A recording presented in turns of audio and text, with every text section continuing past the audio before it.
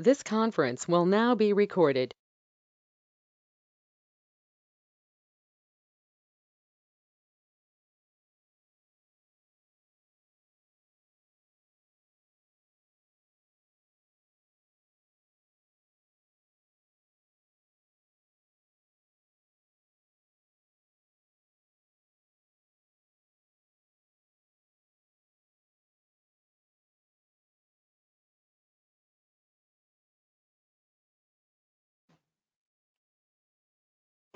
Good, Dominic?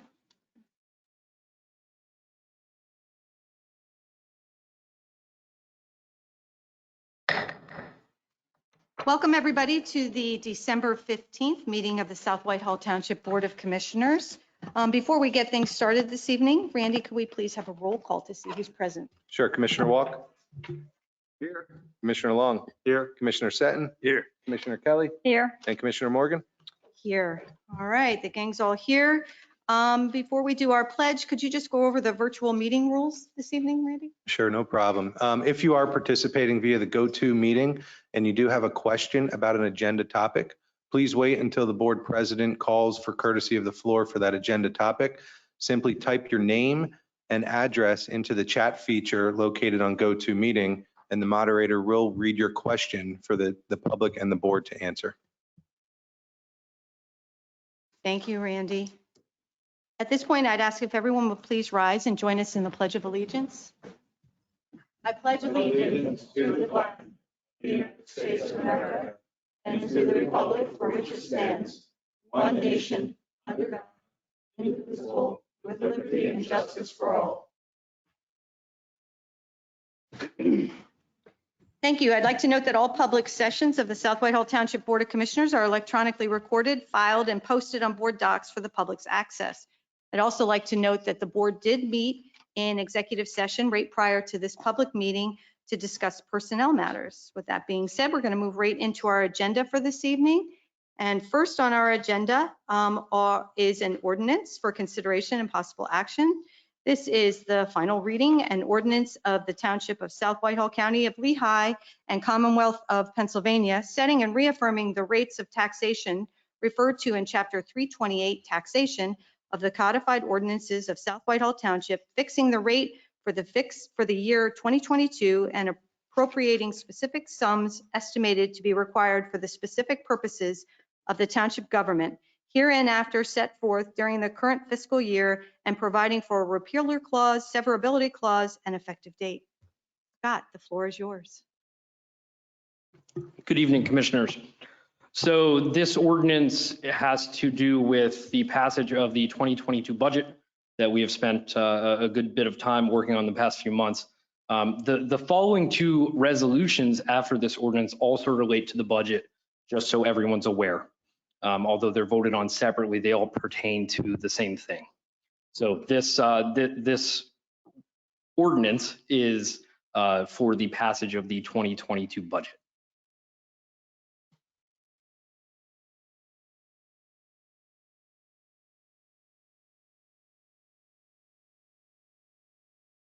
That's all good. So this is an ordinance that sets the rates of taxation, which are not changing for the 22 year for the real estate tax rate. However, for the water fund, which is in the next resolution, there's an increase of 7.1%, which is built into this passage of the budget. The final thing, which is the last resolution, this is one that occurs every year, and it just sets the rates of the refuse rates each year. And there's no change to that, but we update the resolution every year. The reason, if anyone is wondering, that the sewer rate resolution is not above us, it is because that the sewer rate did not change. Other than that, I don't have any further comments. Thank you, Scott. Are there any questions or comments from the board for Scott on we'll start with the ordinance for the passage of the 2022 budget? I have a comment. I've consistently honored my commitment to our citizens to provide financial accountability. I have consistently stated during the budget workshops and the first and second budget readings that we should not have a 2022 budget general fund deficit. We must eliminate ongoing general fund deficits to avoid future tax increases. After the second reading, I made an unsuccessful motion that we should eliminate the budget deficit. I told the entire future BOC that I was going to make that motion so that they were informed ahead of time. I have the utmost respect for Randy Cope, Scott Barrett, and the department managers who worked hard to reduce the budget deficit. But in principle, I cannot approve the 2022 budget because it has the general fund deficit. Any other questions or comments?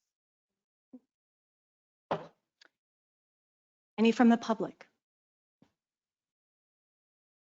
I had a comment, Commissioner Morgan. I wanted to commend Scott, Township staff, for working together with Randy for their work on the budget. Following a change in management on September 1st, you worked hard under the circumstances to compile the budget. You reduced the deficit from $630,000 down to $172,000. So appreciate the department heads and staff working on that.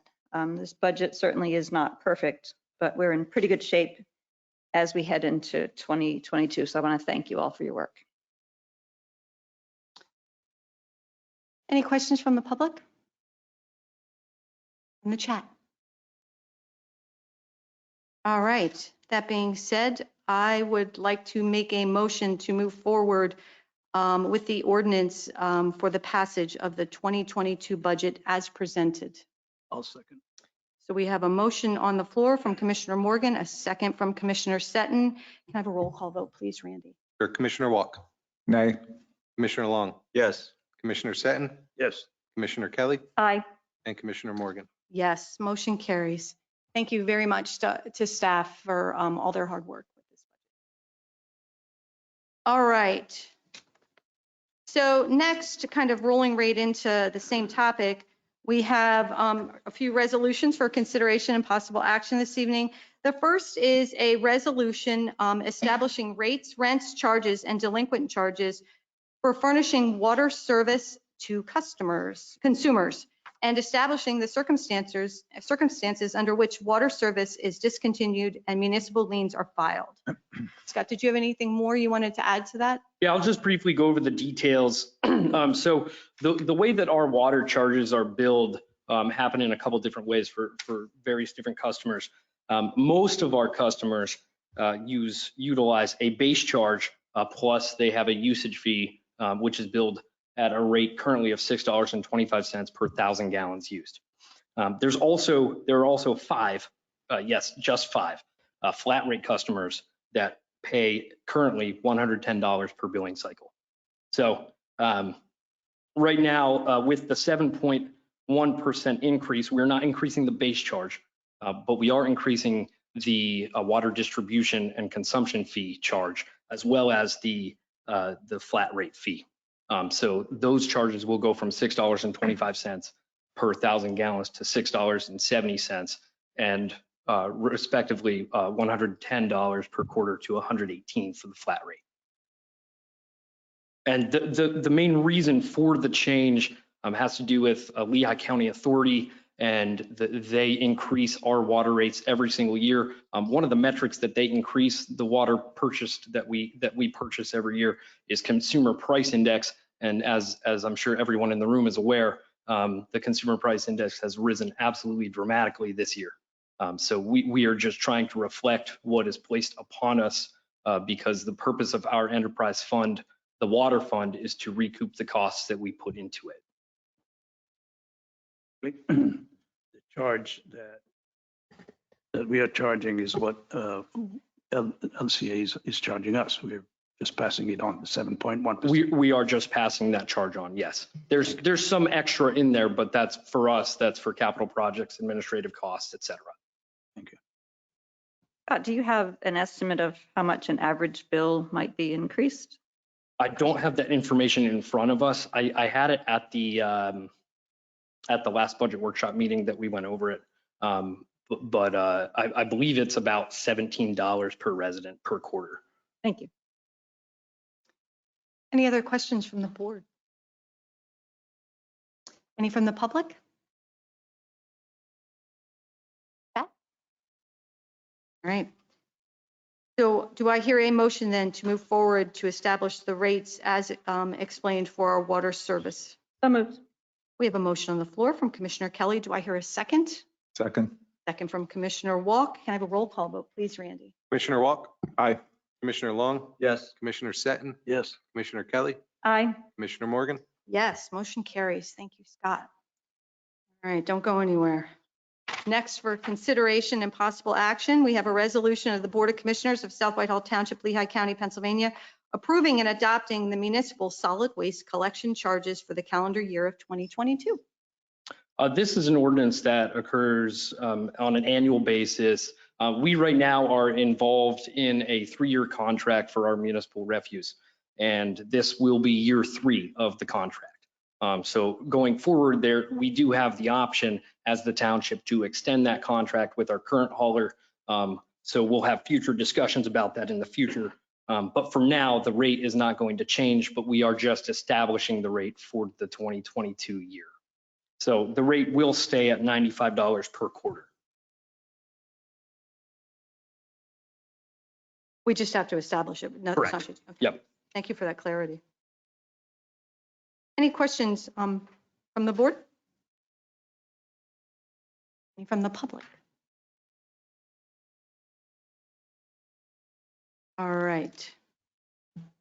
So do I hear a motion then to move forward for the establishing of the rates for the solid waste collection charges for the calendar year 2022? So moved. Motion on the floor from Commissioner Kelly. Do I hear a second? Second. Second from Commissioner Walk. Can I have a roll call vote, please, Randy? Commissioner Walk, Aye. Commissioner Long, Yes. Commissioner Seton, Yes. Commissioner Kelly, Aye. and Commissioner Morgan. Yes, motion carries. Thank you. Scott. All right, next this evening for consideration and possible action, we have a resolution authorizing Public Works Manager, Mr. Herb Bender, to execute and submit Pennsylvania Department of Transportation Traffic Signal Maintenance Agreement on behalf of the township. Tony, were you going to report out on this one this I evening? am, thank you. You're Good very evening, welcome. Commissioners. So if you remember, this was brought back before you a few months back. And what this is it's agreement between PennDOT and the township to maintain all the signals, since the township owns all the signals on the state roads. The reason that we're bringing this back is there was some wording in the previous resolution that was approved that PennDOT had comments on. So we worked with PennDOT, changed the resolution as appropriate, and we're here requesting that this be signed and the resolution be signed. We'll submit to PennDOT and we can continue to function as the township does. Thank you, Tony. Thank you. Any questions from the board on this particular resolution? Any from the public? Man, we're just whizzing through things tonight. Any from chat? All right, very good. All right, do I hear a motion then this evening to authorize our Public Works Manager, Mr. Herb Bender, to execute and submit the traffic signal maintenance agreement on behalf of the township? So moved. Motion on the floor from Commissioner Kelly. Do I hear a second? Second. Second from Commissioner Walk. Can I have a roll call vote, please? Commissioner Walk, Aye. Commissioner Long, Yes. Commissioner Seton, Yes. Commissioner Kelly, Aye. and Commissioner Morgan. Yes, motion carries. Thank you, Tony.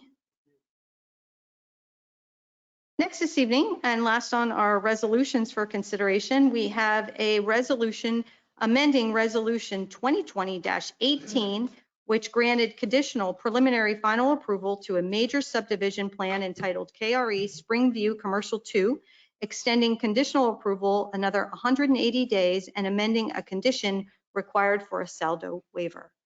Welcome, Greg. Thank you. Good evening, Commissioners.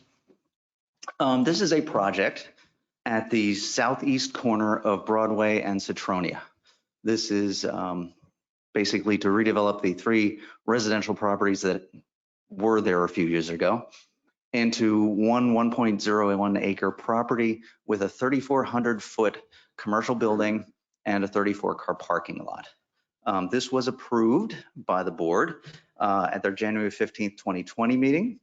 They had a year to record the plan. In January and July of this year, they approached you and received 2 180-day extensions. Apparently, this is becoming commonplace in COVID.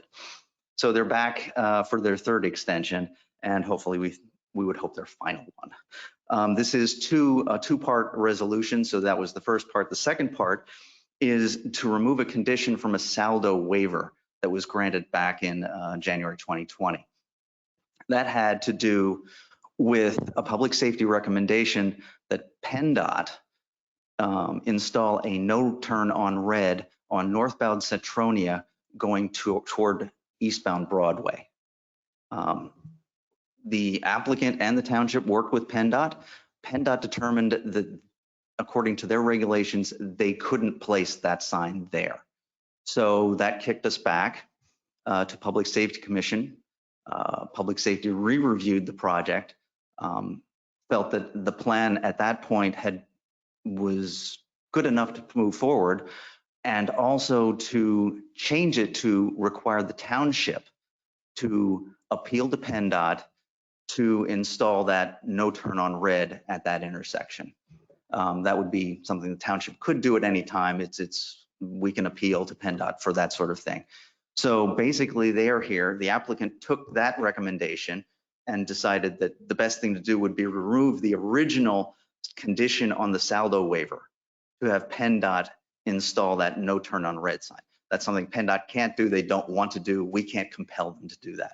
So with the public safety's updated recommendation, the applicant feels that it's appropriate to remove that condition from the Saldo waiver. So they're here tonight to ask for both the extension and the removal of that condition from the Saldo waiver. Noah Christmer of KRE is here in the audience tonight if you have any questions. Greg, I'm not totally clear as to where that no turn on red is. If you're coming north on Citronia Road from, I think, Laura McCungy, and you come up past IHC, St. Luke's is on the right, and you get up to the intersection of Broadway. Right, that's where the property is. That's where the property is. So basically, the initial thought was have a no right turn on red to turn right onto Broadway.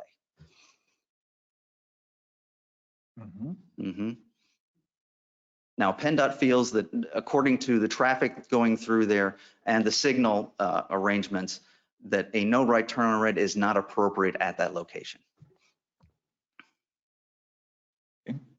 I have comments. Mr. Morgan, may I proceed? Sure. Okay.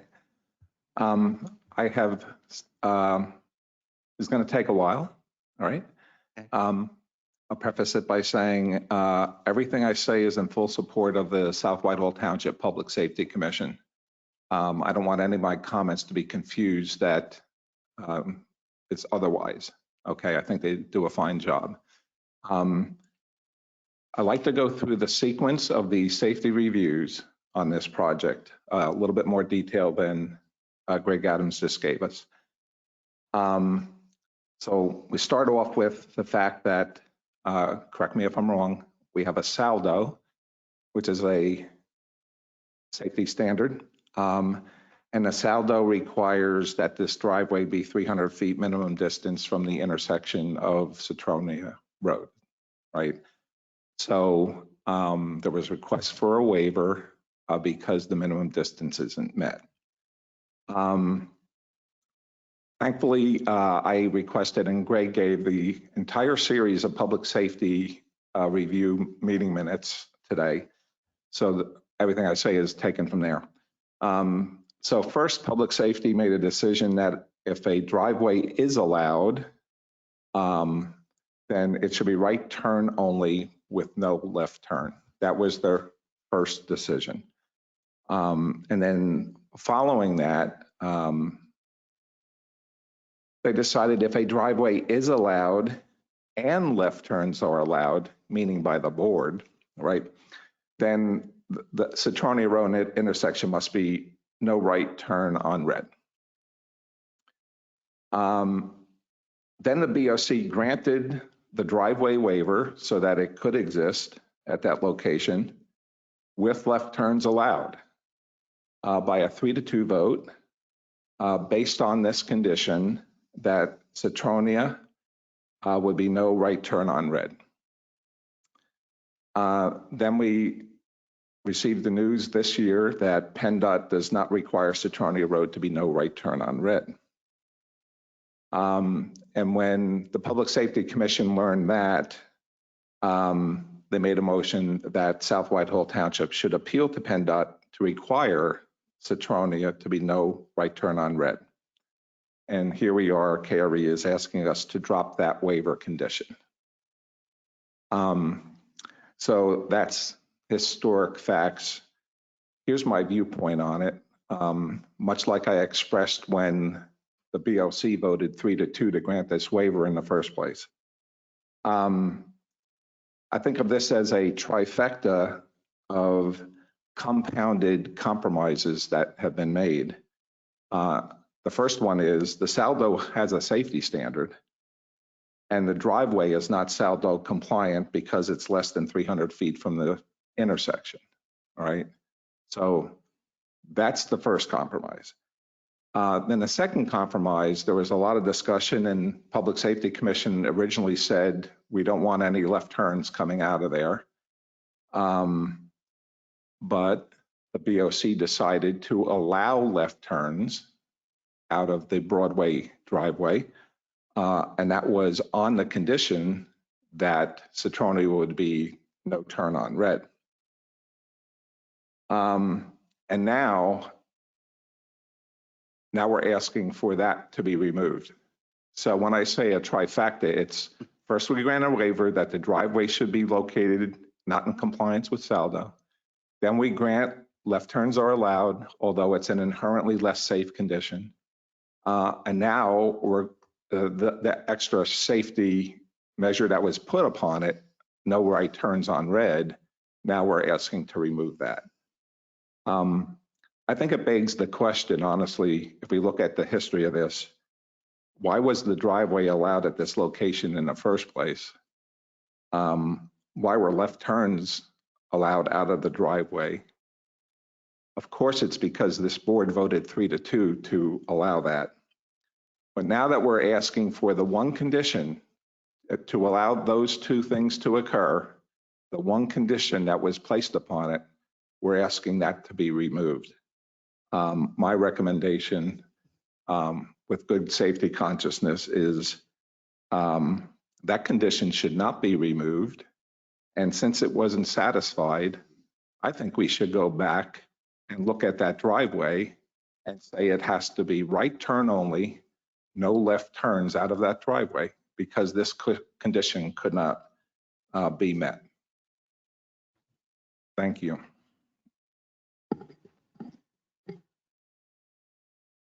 Just to recoup, if I remember correctly, there was some kind of a drawing on the road, a blocking square of some kind that people could not enter. That's correct. That was another one of the public safety recommendations, was a don't block the box pavement marking.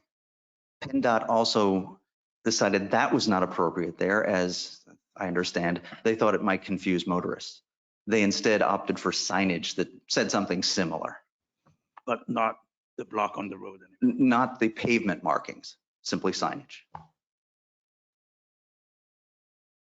And recognize that these are PennDOT roads. You asked how these driveways were made. Well, basically it's because PennDOT determined that this is how the driveway should be laid out. Now, of course, PennDOT operates under a different set of rules than the township does.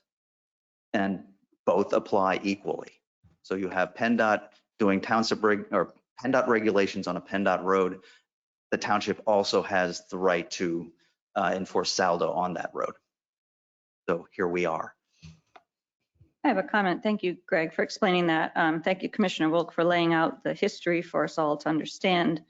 I guess at this point, since the township doesn't want to do the appeal, Or is not. Didn't say that. Township is not going to, No, I believe the township probably will do the appeal. but not tied to the development. Exactly, exactly. As maybe Joe can explain, the solicitor's office reluctance to tie the Tie it township to- That was, to I something. misspoke. I understand. I Yeah. spoke out of turn there. Given all the information that Commissioner Wilk went through that we've been allowed to review that was sent to us today with the minutes from public safety and the history of how we've gotten here, if this isn't moving forward at this point, I would like to make a motion to extend the plan for 90 days to at least afford the applicant time to present this plan with this new information to the Public Safety Commission. Since at this time, the restriction at that driveway is not there, so that the Public Safety Committee has an opportunity to review if there are additional recommendations they may have, because the box on the road was withdrawn, as well as the left-hand turn out of the driveway and the no right turn on red as well. So I would make a motion that we extend this plan and have them go back to Public Safety to review so that we have all the information we need from a safety perspective to make a decision on this. All right. But Tony. hasn't public safety they've already vetted it? Yes, but they have seen this plan and they did make the recommendation back in their April 2021 meeting. Correct. That's what And we have in front of Their us. vote That's on what we that have in day, front. their vote at that meeting, Mhm. that they wanted this appealed Right. because they still had concerns for a left turn out of the Yes, driveway. absolutely. That's my point. So Yeah, we're not, but the other part of that recommendation was to move forward with the plan before them. and it was tied with a motion to appeal it because there were concerns expressed at that meeting Mhm. for left-hand turns because of stacking in the left-hand lane, making turns at that light. Yes. Now, So at the very least, to ask our public safety in light of this information, to have the opportunity so that this board has the information we need from their perspective to make sure that we've exercised opportunity to make sure every safety condition is looked at that intersection. I have a couple comments, and Motion on the floor. well, what's the right, I have comments in support of your Thank you. thought or your motion. What's, If you want to get technical, the approach would be to see if there's a second. If there is, then there would be discussion. If there's not, then the motion dies for lack of second. can I ask questions then in order to decide whether to second it? No? Second discussion and then vote. All right, I'll second it. And now may I comment? Can you please repeat before you comment? Can you please repeat your motion, Diane? To extend the plan for 90 days to allow the applicant time to present the 80 plan. days or 180 days? 90, Yeah, but we can do 180 if they need that much time to go back to public safety. that's what they're requesting, right? He's making a new motion that's. not I'm related just at all, asking. so- they can certainly go back to public safety with 90. They're making the Correct. They 180 meet once to a ensure. month, so. Correct. Yeah, The they're applicant- making the 180 to ensure that they have sufficient time to record the plan, get all the remaining items done and then record the plan. Correct. So the issue that's outstanding right now is whether or not we're going to remove this condition of approval that had to do with the Public Safety Committee. So that was my reason for saying 90 days gives them plenty of time to go before public safety and come back before the board with the information that the public safety rules on, so that we have the information we need to make this decision. But didn't you say they already did that? Yes, that's what they did. You would be bringing back the exact same Same plan with thing. the exact same situation. And they already, To the board. they already opined on it and approved it. Yeah, unless you're don't seeking some understand sort of what you're- clarification from them. I don't understand what we're going back to them again for. They've already, with all the same information, they've already commented on it. Why are we going back again? The last time they saw the plan, I'm reading from their minutes, the members of the commission expressed the concerns with the ability to make a left turn out of the driveway onto westbound Broadway due to the stacking of vehicles waiting in the left turn lane. It was suggested that left turns out of the driveway on westbound Broadway be prohibited. It goes on further to say a motion was made to proceed with the plan, but with the township to appeal to PennDOT about instituting a no turn on red on northbound Cetronia Road.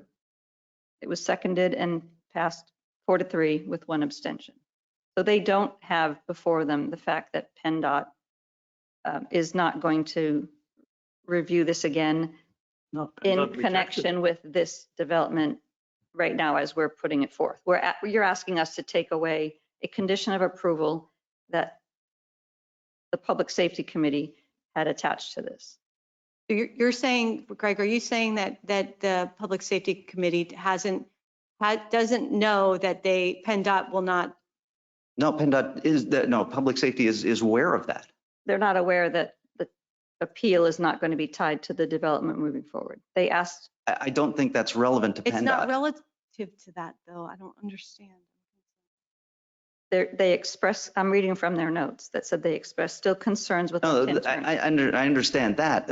The thing is that they understand that PennDOT wasn't going to institute either the right turn on red or the don't block the box pavement markings. They understand that. Are you asking that? I'm not quite sure what you're asking for. That they are allowed to review it again if there are any other safety recommendations that they can make in light of these other things being taken away. That's what I'm asking. But I say once again, the plan is exactly the same. PennDOT's stance is exactly the same. There have been no changes in this since the April 5th public safety meeting. Except that they asked that the township appeal it, and we're here tonight to remove a condition. Yeah, so. Yeah, but the removal of the condition was based on the public safety's recommendation. They recommended that we remove the condition? No, they recommended that, that they acknowledged that there are two conditions that couldn't be met, can't be met. Correct, and there's a reason why they asked for an appeal. Yes. There was concern and discussion. To basically, to replace that condition. They basically acknowledged that PennDOT was not going to put a no turn on a red condition in that intersection. So they said, in light of that and in lieu of that, the township should then appeal to PennDOT to have them review and re-review that option. I understand. So basically, that was the Public Safety's Commission recommendation. That now puts the ball in the township's court to appeal to PennDOT to satisfy that recommendation. And we as the township can do that at any time. I know Dave Manhart has been in touch with PennDOT to learn the procedure for appealing. We haven't heard back yet, but that is in process. I think there's a subtlety here that Commissioner Kelly was trying to draw out. I think it's substantially correct. The plan hasn't changed, okay, since the last review in April. Nevertheless, I believe what Commissioner Kelly is saying is that this did not progress in accordance with the Public Safety Commission requirement. The appeal has not been made to PennDOT. I believe we should have the opportunity to let that play out and see that transpire. I think it would be ill-advised to grant the removal of this condition until that occurs. And the kernel where I agree with Commissioner Kelly of possibly sending it back to Public Safety Commission is based on what I said, right? We went through this progression of 3 things, all right? And the last one has not been met. So it seems to me if the condition's not met, it makes sense to go back to the prior step. Why did we talk about this condition to begin with? It's because there was safety discussion about this left turn, right? So public safety may want to or should be given the right to review this again. If this right turn on red is not going to happen, then what? Should the left turn be allowed or not? As I said at the beginning, their very first position was that the left turn should not be allowed. And we've gone through this daisy chain of events that got us here. I think that alone is reason to take it back. Attorney Zader, we can still, if the resolution as presented this evening is approved, it does not take away from the ability to appeal. I mean, like Greg has spoken of. That would be correct. So I guess that's where I stand on this. I think we're just in this vicious circle here. If we go back to public safety, they've already had a chance to review this. They've made their comments and thoughts, you know, and we're back today on knowing what PennDOT will do and won't do and what we can do and can't do. So I don't know what going back to public safety is going to change. That's why I personally believe the motion in front of us is what should stand, and the process from there would just move forward as far as an appeal if that was the direction of the board. I look at it this way. Another campaign pledge that I have honored. Safety is paramount. It's our highest priority. And that's what we must achieve. And it seems to me that in the progression of events here, please permit me to say, it's a bit of a bureaucracy. And rather than continue the bureaucracy and remove this condition until such time that something happens, I don't think that's why we're here. I think we're here as commissioners to provide public safety. And I've gone through all the reviews, and that should be the basis for our decision here to make sure that this development is safe. But your public safety did review it, and they made their recommendation, which brought us to today. And their recommendation has not been satisfied. But there was no time limitation on the satisfaction of that resolution or that recommendation. It simply said proceed with the plan and have the township appeal. And from my point of view, since nothing has changed since April, logic dictates that nothing will change with a review. Now, if the project is built and we are allowed to collect data on what happens there, we may have a stronger case if we appeal after the project is built and have data collected. But until that point, PennDOT's stance appears to be quite firm. So let me try to say it in one sentence. Mm-hmm. Rather than remove the condition, go back and remove the reason why the condition was put in place, which is don't allow left turns out of that driveway. I mean, if you want to make the safe decision, that's what this board should decide. As opposed to granting this to go ahead with a less safe condition there. In order to make that condition safe, right, this requirement was put in place. Now we don't have this requirement in place. Therefore, that left turn, the condition hasn't been met for safety. So I think that should be revisited. Okay, I think isn't there a motion? Can we There's a vote on this motion on the motion? floor. Okay, can we vote on the motion? What is the motion? Go ahead, Diane, repeat your motion. The motion was to extend the plan for 90 days to afford the applicant time to present to the commission.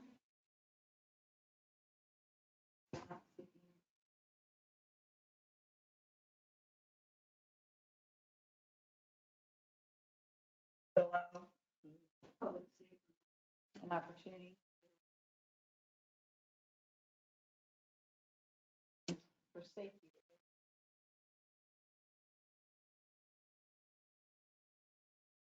We have a motion on the floor from Commissioner Kelly.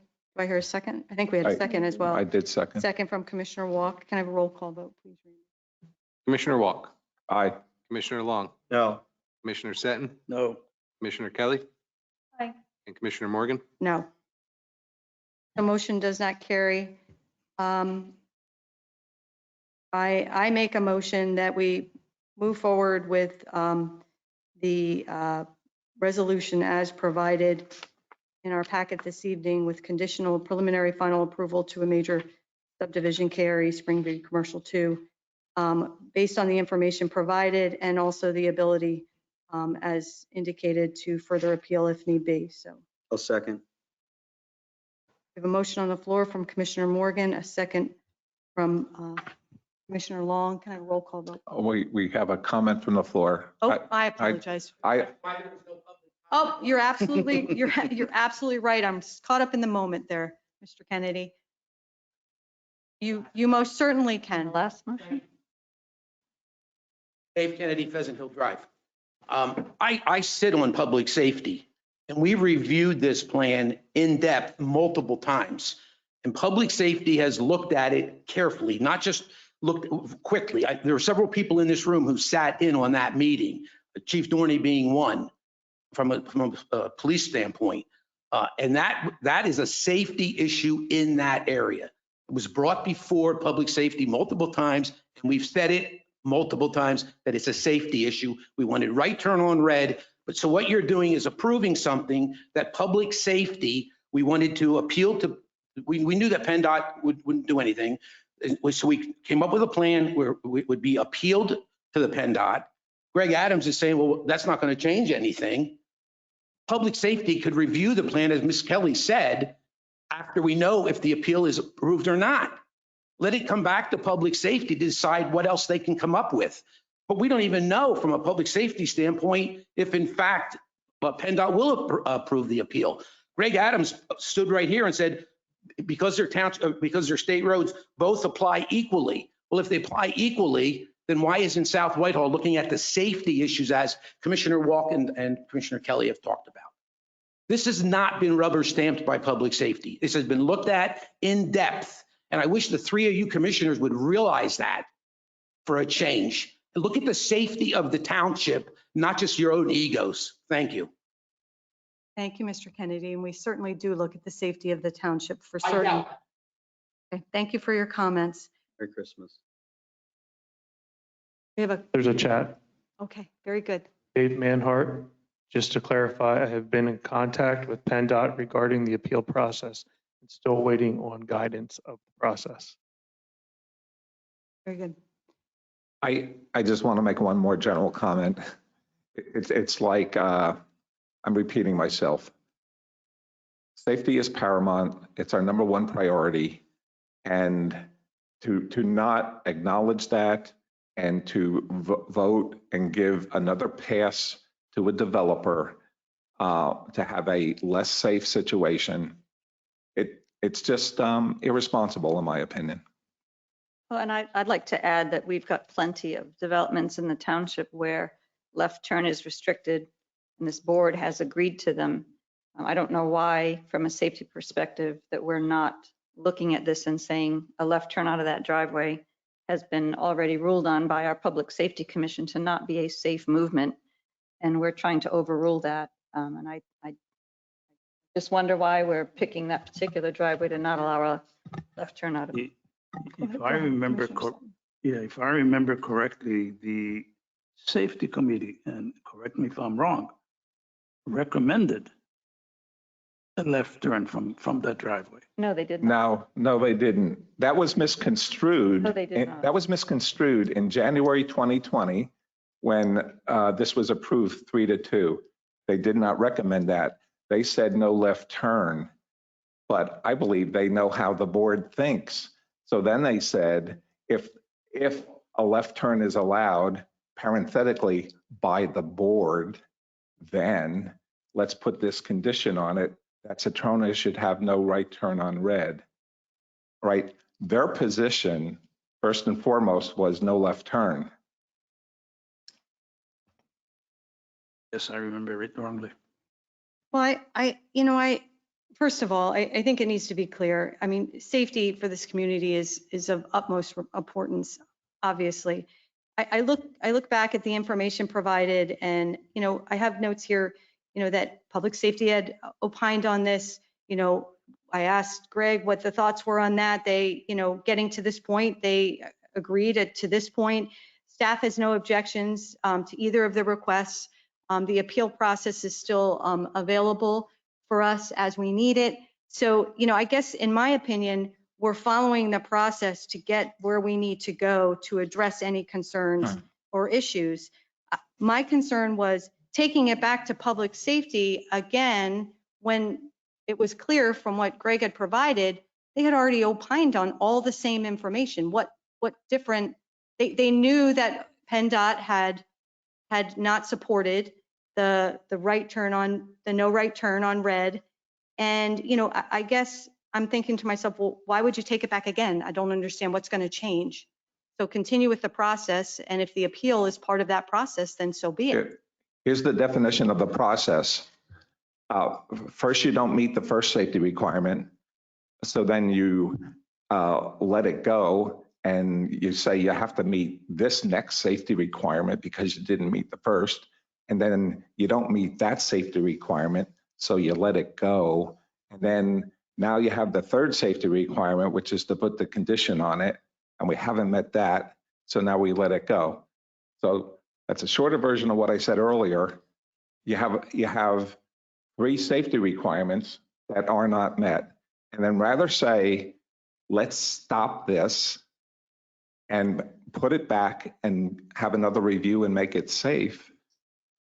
We're gonna follow a bureaucratic process just to let this go ahead. I have a question then. So if that's the case, then why did it make it from public safety to here to move forward, and also through staff to here to move forward? If everything you're saying is the case, that doesn't make any sense to me. Why wouldn't public safety have said, no way, we don't approve any of this? But it's in front of us today with approval to move forward. They said no left turn. No, they know how the board thinks, Commissioner Morgan. It goes like this. We don't want any left turn, but if the board doesn't agree with us, then we better put the next condition on, which is this condition, because we know how the board thinks. We know how the board thinks. What does that mean? I don't even know what that means is right. It means this board grants all these waivers to developers, regardless of the safety issues. Oh, that's absolutely untrue. And an unfair statement. No, it is true. It isn't true. So we have, is there any other questions in chat? Rob, we have another one on the floor. Mr. Hodges.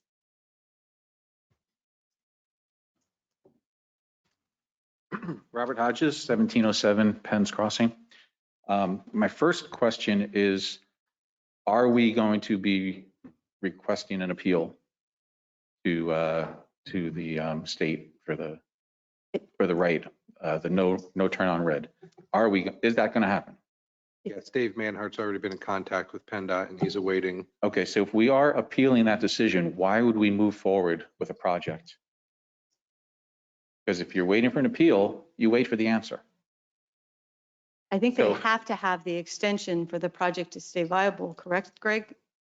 That's otherwise that it falls off, the whole thing falls off. So it's an extension to allow them to possibly continue with this project when under the conditions based on either the appeal or however the process leads it. Yes.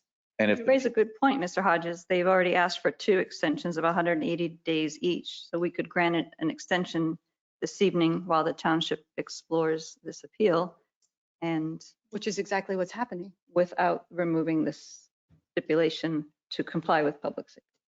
But we have to, because PennDOT we can't do that. PennDOT isn't going to support that. It's exactly what we're doing. Is this project simply will it be on hold while we're waiting for the appeal, or will it move forward? Will, plans be made and ground broken and whatever while the appeal is happening? I'll defer to Greg and staff on exactly the process on what would happen with the appeal. Basically speaking, if this project moves forward, the applicant still has a number of items yet to complete before they can record the plan. They can't pull any building permits until the plan is recorded. So this is a process. So in theory, if PennDOT waits a year on the appeal, then potentially they could break ground. If PennDOT, looks at the appeal within 3 months, the applicant may still be working toward the plan recording at that point. So it becomes a matter of how long PennDOT will review the appeal. many items are still outstanding to record the plan? A number of them. I think they're still working on the agreements. They're working on the evidence of insurance, the security, probably one or two other items left, mainly legal items left to be done before the plan can be recorded. And you're estimating that could take a year to do those? No, items? I'm estimating that it could take 3 months, 4 months, depending upon how quickly they move. The estimate was how long would PennDOT take to review our appeal? And I have no idea how long that could take. They could take 2 weeks, they could take a year. I don't know.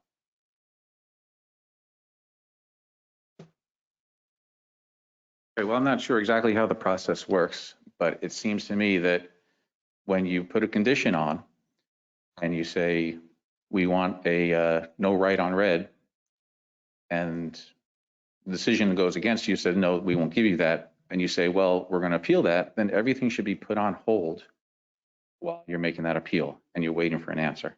When you get an answer, then perhaps you can move forward. I'd also like to say that I completely agree with Commissioner Walk that safety needs to be paramount here. And so far, safety, in my opinion, has been compromised a number of times. The Saldo is a safety standard, 300 feet from an intersection. We ignored it. We said, don't worry about that. Go ahead and put your driveway wherever you want. But we prefer, the safety board said, but we prefer a no left turn. Everybody said, nah, go ahead, do a left turn. And then we said, well, okay, we'll allow the left turn, but no right on red. Now we're being told you can't put a right on red sign, but no right on red. So you're possibly saying, excuse me, 3 of you seem to have already voted. No, we're going to go ahead even without the no right on red sign. So that's 3 times now that I feel you have violated the safety of your citizens. Just looking at the layout here in general and putting a visualization on what's actually going to happen at that intersection. If you have a driveway going up onto Broadway and people are making a left-hand turn, and then someone's coming up Citronia and they have a red light, they're going to be looking to the left to see if anybody's coming. They have a red light. They're allowed to make a right if no one's coming. So they're going to be looking to the left. No one's coming, so they're going to turn right into a car that's making a left. I guarantee you there's going to be all sorts of accidents there. And it's just such common sense that to allow this to go forward like this, with less than 300 feet, with a left turn, and being allowed to make a right on red, the cars are going to be running into each other over and over again. It's just common sense. So I've had my say. Thank you. And may I say thank you, Dr. Hodges. Dr. Hodges just said exactly what Harry Doble came to this board and told us. He told us the exact same thing. Harry Doble being the owner of Josh Early's diagonally across the street from this property. He knows the conditions. And he came here and he gave positive feedback to Commissioner Kelly and me. And he asked the then 3 commissioners, Commissioner Morgan, Commissioner Seton, and a former commissioner, to explain why they approved this waiver in the first place. And actually, I think that's a good question. If you do vote to approve this, I'd like to know why. What is so imperative about giving a driveway there, a left turn, and a right on red? Why is it so important that we allow that to happen to compromise citizen safety? I think we deserve an explanation for that. Thank you. Are there any, Manley, go ahead. Listening to this conversation on both sides, the Public Safety Commission, as I understand, approved a left turn on the condition that there be a no right turn on red on the other street. If that is not available, I think they should have the opportunity of re-reviewing their decision to allow the left turn. That's exactly what my motion was. Thank you. Yes, thank you, Manley. Okay, If they approved it conditionally. Now, if that condition is not available, they should have, be able to review their reasoning. okay, and let me understand, because I did not understand Diane's motion to be just that. And that's why I asked Greg, and maybe I misunderstood Greg. So Greg, for clarity, I guess my reasoning and vote in my motion was, it was my understanding that public safety had already vetted all of these situations. But from what I'm hearing is that hasn't happened. So when they found out that PennDOT would not support the no right on red, I don't want to say the wrong thing, no turn on red, are you, and I don't want to put you on the spot. No. Are we suggesting that public safety had other thoughts or ideas should that come back as the scenario? They haven't vetted on that. Can I just read directly from the Public Safety Commission Please. minutes of the April 15th, 2021 meeting? Please. This was the last Public Safety Commission that reviewed the plan. The plan has not, to my knowledge, changed since then. PennDOT's stance has not changed since then. Public Safety was aware that PennDOT was not in favor of the no right turn on red, nor the pavement markings stating no, don't block the box. So if I may, the developer indicated that they felt that the prohibition of left turns out of the Broadway driveway would cause illegal left turns out of both the Broadway driveway and the Cetroni Road driveway, as there is no direct access way to leave the property and head south on Cetroni Road. A motion was made to prohibit left turns out of the Broadway driveway onto westbound Broadway. The motion was not seconded. A motion was made by Vice Chairman Snyder to proceed with the plan as submitted, but the township to appeal to PennDOT about instituting a no turn on red condition on northbound Cetroni Road to eastbound Broadway. The motion was seconded by Mr. Kennedy. A roll call vote was called with Vice Chairman Snyder, Assistant Chief Green, Mr. Kennedy, and Chairman Yozerski voting yay, Mr. Schmuckler, Coordinator Kelly, and Chief Heikland voting nay, and Chief Dorney abstaining. The motion was approved 4-3 with 1 abstention. That comes directly from the minutes. I read that as the public safety saw this information, did not vote to prohibit left-hand turns out of the Broadway entrance to westbound Broadway, and instead voted 4-3 to recommend approval of the plan as stated, with the condition that the township appeal to PennDOT to look at again the no right turn on red on northbound Cetronia going eastbound Broadway. So that's how I read that.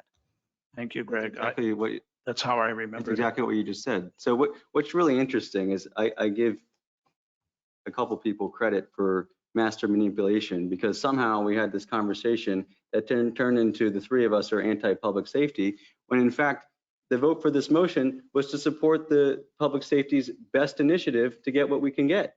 You voted against your campaign promise. No, that's That's ridiculous. exactly what just happened. That's absolutely ridiculous. You didn't meet, and then here's Commissioner Morgan smirking at the smart remark made, okay? That's a ridiculous statement. They didn't meet all the conditions. We voted, by voting yes, we voted to support the Safety Commission's recommendation along with the staff. So are we And gonna be the here- point, yes, and the point now made repeatedly by me, Dr. Hodges, Mr. Kennedy, Manley Offit, Commissioner Kelly, we've all made the same point. The condition wasn't met.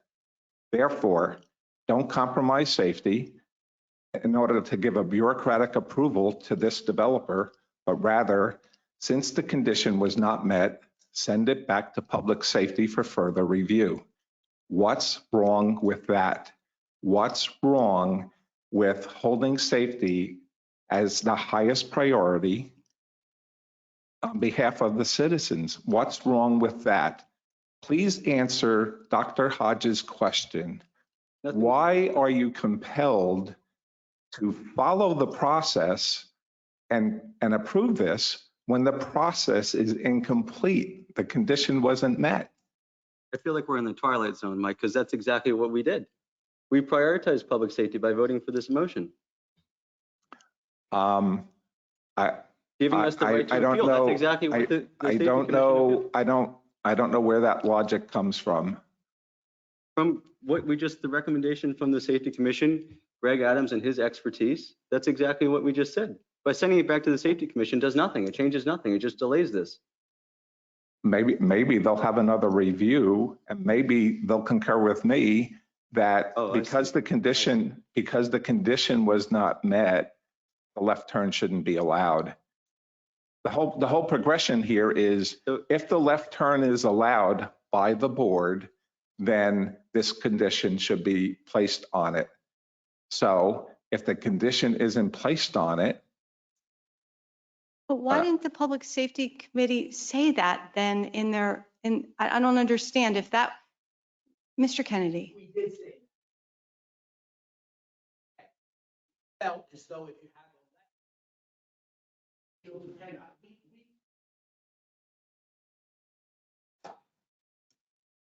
not just having trouble and not say, no, we're not going to do it again. If that fact did not happen, the public safety does not want the left turn. We want the left turn with it goes hand in hand. Not as Commissioner Walk said, we want right turn. Left turn, we want turn on red. We don't get that public safety, then we want right turn. We went out of our way to try to accommodate the developer. This was not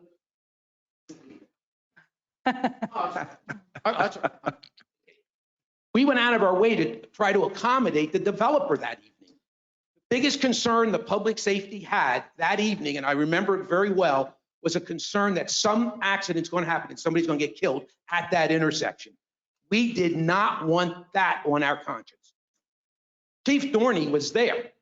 He sat in on those conversations. He did recuse himself from the vote because he's not a voting member.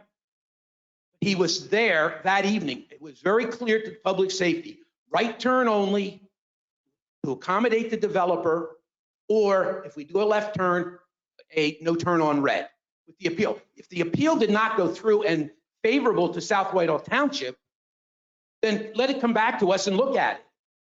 Let it come back to public safety. We want the appeal, a decision from Penn in our favor, in favor of South Whitehall Township. If we don't have that, then let us look at it again and delay your vote. Delay it, as Commissioner Kelly said, for 90 days. Or however long it takes PennDOT to proceed with their requirement to answer one way or the other.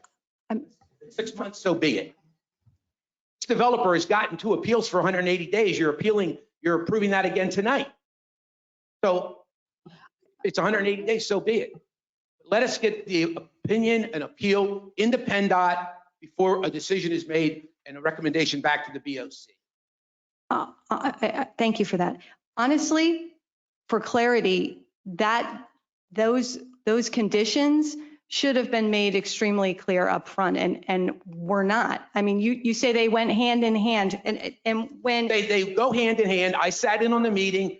Chief Dorney sat in. And I'm not going to I don't throw anybody under the bus, but it was the record keeper or the secretary of the public safety who took the minutes. And they may have been incorrect, but that's the intent of the Public Safety Commission. I was there. I know that for a fact. I have a comment on. And I think somebody said Commissioner Kelly voted yes. Commissioner Kelly is not a voting member of the public safety. I was going to say, you're not a voter. That's not. I have a quick comment. This sidebar process comment. Commissioner Morgan, you said it wasn't clear to you. Honestly, that's not a surprise because very little of the detailed information comes to the board. Right when I looked at this agenda item, and it says we're agreeing to this. We didn't have these meeting minutes. I contacted Randy at 7:30 this morning and said, can we please have the series of public safety meeting minutes? And yeah, it took an hour to sit down and go through it to do some due diligence. And that's why I'm prepared, or how I'm prepared to come here and take this position. It is based on the details and exactly what David Kennedy just said. So is the motion in place to, The motion right now in front of us that we already approved it, we'd have to undo if we wanted to reconsider for further consideration by the Public Safety Committee, because we've already voted. We got our public comment. Thank you, Mr. Kennedy. Thank you. Sam, could I have your comment, please?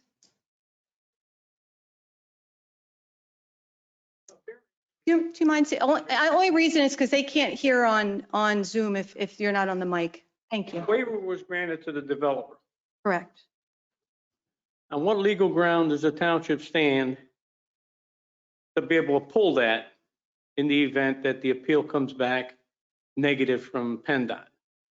So let's say PennDOT says, no way are we gonna not allow a right-hand turn on red. Can the township then go to the developer and say, okay, now there is no left turn, it's right turn only? So on what legal ground do you stand as a township to be able to do that? I'll defer to Attorney Zader on that one. Glad to answer the question. The suggested resolution that's in front of the board, and also looking at the packet that the board was provided, as I understand it, the current waiver condition is that it's subject to the no right turn approval by PennDOT. That's the current status of that waiver. The developer has requested that that be removed based on the lack of success with PennDOT. That's what's in front of the board tonight. Should the board pass it that way with no change, then if the township were to pursue the appeal with PennDOT and be successful, unless PennDOT were to impose the requirement on the developer, it wouldn't happen because the township at that point would not have the ability to do so based on the resolution the way it's crafted now. So if this board wishes that the appeal run its course, and if successful, there's an obligation for the developer to pursue that no right turn on red, that should be in the resolution. Alternatively, if the township is turned down and the board wishes then to reconsider what its options are, including perhaps going to public safety, that would need to be in the resolution as well, which is not there now. Okay, so my understanding right now would be a no vote by the board would still allow the project to go forward. But the determination on what can be done out of that driveway will be forthcoming by the appeal from PennDOT. So right now, if PennDOT says no, then the board, by voting no, will limit him to only a right turn out of that driveway. No. The right turn out of the driveway versus left turn, that ship has sailed. That occurred some time ago. The only condition that's at issue right now, as I understand it, is the right turn on red northbound on Citronia Road. And that decision falls, as I just described a moment ago. Please explain what the statement you just made, Solicitor Zader, is in direct conflict with everything I've said this evening and David Kennedy has said. How did that ship sail? The only ship that sailed was you can make a left turn out of the driveway if there's no right turn on red at Citronia. That's the ship that sailed. There was no ship that sailed that said left turns are approved, period, unconditionally. I don't disagree with that. Thank you. The Saldo section, Greg, is cited in the resolution. That is the left turn. Is that out of Broadway or is that out of Citrone Road?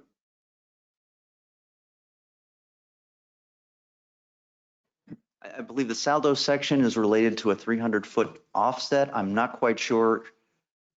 It's probably the Broadway driveway, I believe. I'm looking it up right now, but I believe that's section 36C. I have it right the here. Offset distance. The 300-foot offset. Correct. So that applies to Citrone Road.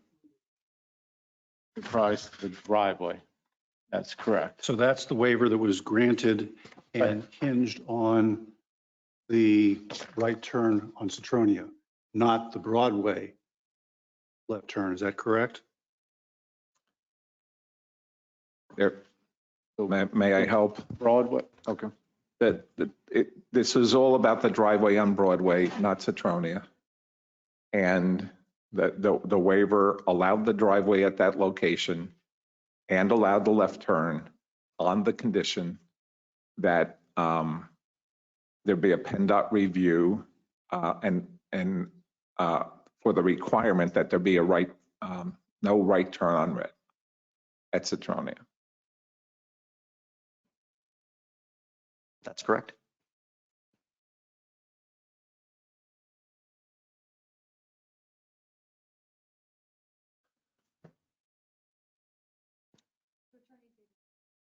Did you say you agreed or disagreed with what? Oh, I would agree. The waiver was apparently granted in connection with the separation distance of 300 feet in connection with the Broadway driveway. I previously had thought it was a connection with the Citronia driveway, but if it's in connection with the Broadway driveway and the basis for that as presently enacted by the board in a prior resolution is that that waiver is conditioned upon successfully convincing PennDOT that there should be no right turn on red northbound Citronia Road, and PennDOT has said no, then absolutely the board has discretion on how it wishes to deal with that. So what if we recrafted this resolution, and I'm not sure we can do this tonight, to what you had just mentioned, if there's not a positive appeal, can you do it like that scenario or you cannot? Assuming that these go hand in hand.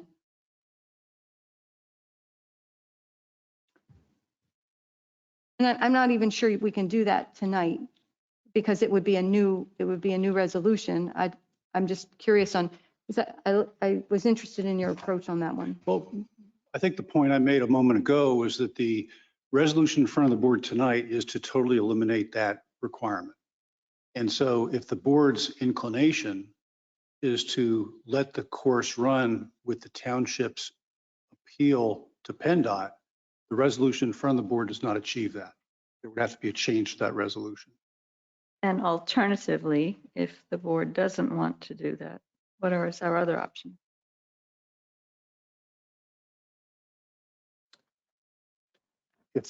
If the board doesn't want to allow the appeal to run its course and is not satisfied with the current situation, namely right turn on red is authorized by PennDOT, because that was a condition of the grant of the waiver of the 300-foot separation distance on Broadway, the developer would be in a position where the waiver is no longer valid and therefore the construction cannot proceed as shown on the plan. But a right turn will still be in place. No, not. The waiver is to allow the Broadway driveway to exist inside of the 300-foot setback from the intersection of Broadway and Citronia. So if you are not granting that Saldo waiver, that driveway cannot exist at that location Altogether.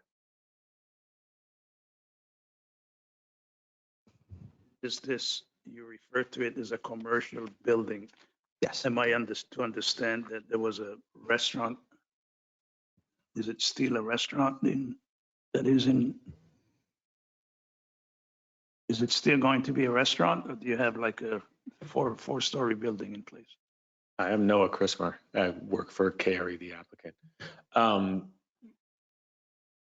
So we've been in active conversation, and our brokers have, with plus or minus 50 prospective tenants or users for the space. The vast majority have been restaurants. About a third of them have required a drive-through, which we told them is not going to happen on this site. Another third plus have chosen to take space at Hamilton Crossing, which is, we just are unable to compete against that space. And then I'd say another third have put their expansion plans on hold during COVID. No, I had a comment. I was at the public safety meeting a couple of weeks ago, and I saw on the agenda, there was an agenda item, KRE commercial. I assumed it was this. It's not. And I was surprised when I went to the meeting that it was actually your pad site at your driveway for the apartment complex. Considering all that we're discussing tonight, I guess I'm a little surprised you didn't just bring it to public safety at the last meeting, which was a couple weeks ago, in addition to your other site for land development, to get there another look. Say, hey, I'm going before the Board of Commissioners the middle of December. Here's where we are. Can you give us some comment so that the board is fully aware that you have seen and commented? Yeah, I think our perspective is that when we read verbatim the motion that was made on the floor, voted and approved, we feel that that was done with the full knowledge that PennDOT was not going to allow a right on red at that time. This was maybe the third public safety meeting, I think. And I'm sorry if I'm wrong on that. It was at least the second, but I think it might have been a third. And that stood. So we didn't think that there was any requirement of us to reopen that in front of public safety. And we sort of were in agreement with the way that Greg's has read this, that staff has read this. I'd say the other thing that makes it difficult for us here is that the requirement of an appeal was put not on us, but on the township.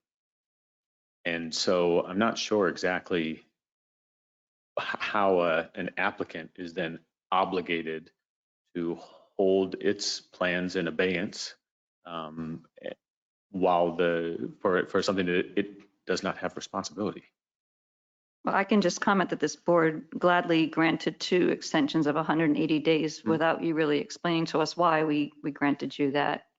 And if we're asking you to have a 180-day extension today to go back to public safety, I would hope you would grant us that same courtesy. I think that our explanations were pretty clear. I think that it's not as if we had been sitting on our hands. So we've met with Chief Dorney, we've met with PennDOT at the site. Dave Manhart has reached out to PennDOT in an attempt to get them to put a no right on red. Our consultant, Rob Hoffman, who has a good relationship with them, has reached out to PennDOT numerous times in an attempt to get that done. And while we were doing that, which was the reason, I believe, if we were to look back at the record for at least one of those extensions, we've perfected the plans, met all of Pidcock's comments, have worked up the security estimates, et cetera. What we've been doing during these past extension times, which I believe were the reasons given during the hearings. Mr. Chrisman, the plans wouldn't change if there was no left turn allowed, would they?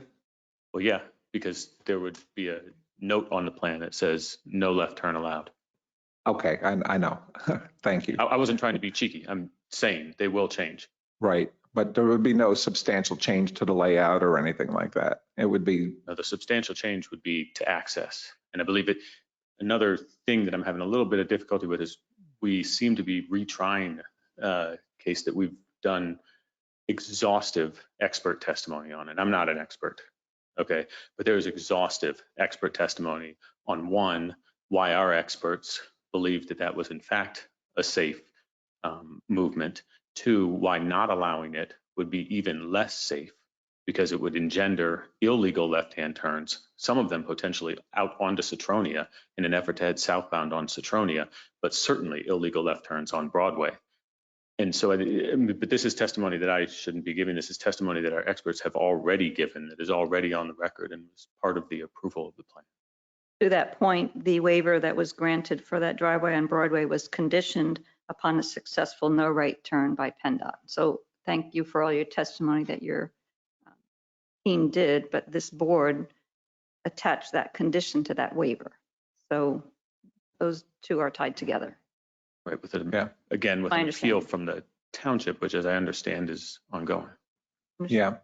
I mean, that little bit of logic there, I mean, you're right, we have gone through it previously.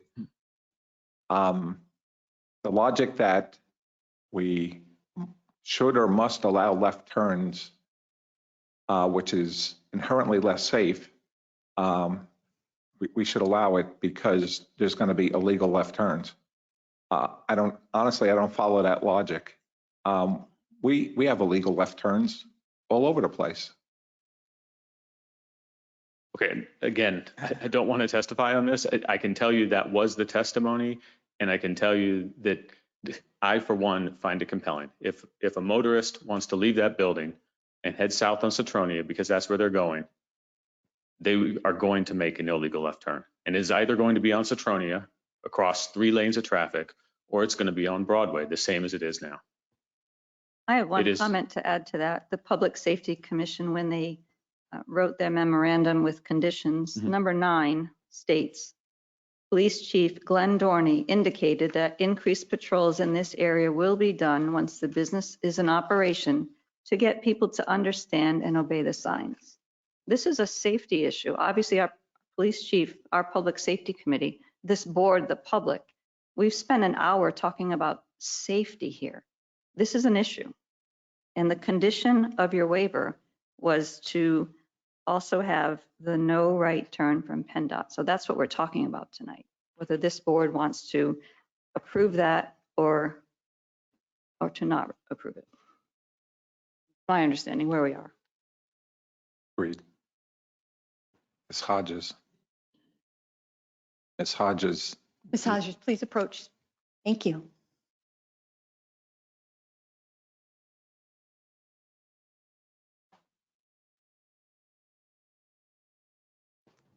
Monica Hodges, 1707 Penn's Crossing.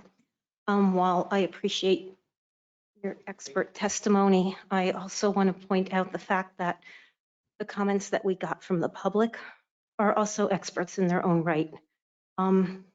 Public safety is paramount here. That intersection is horrible the way it is.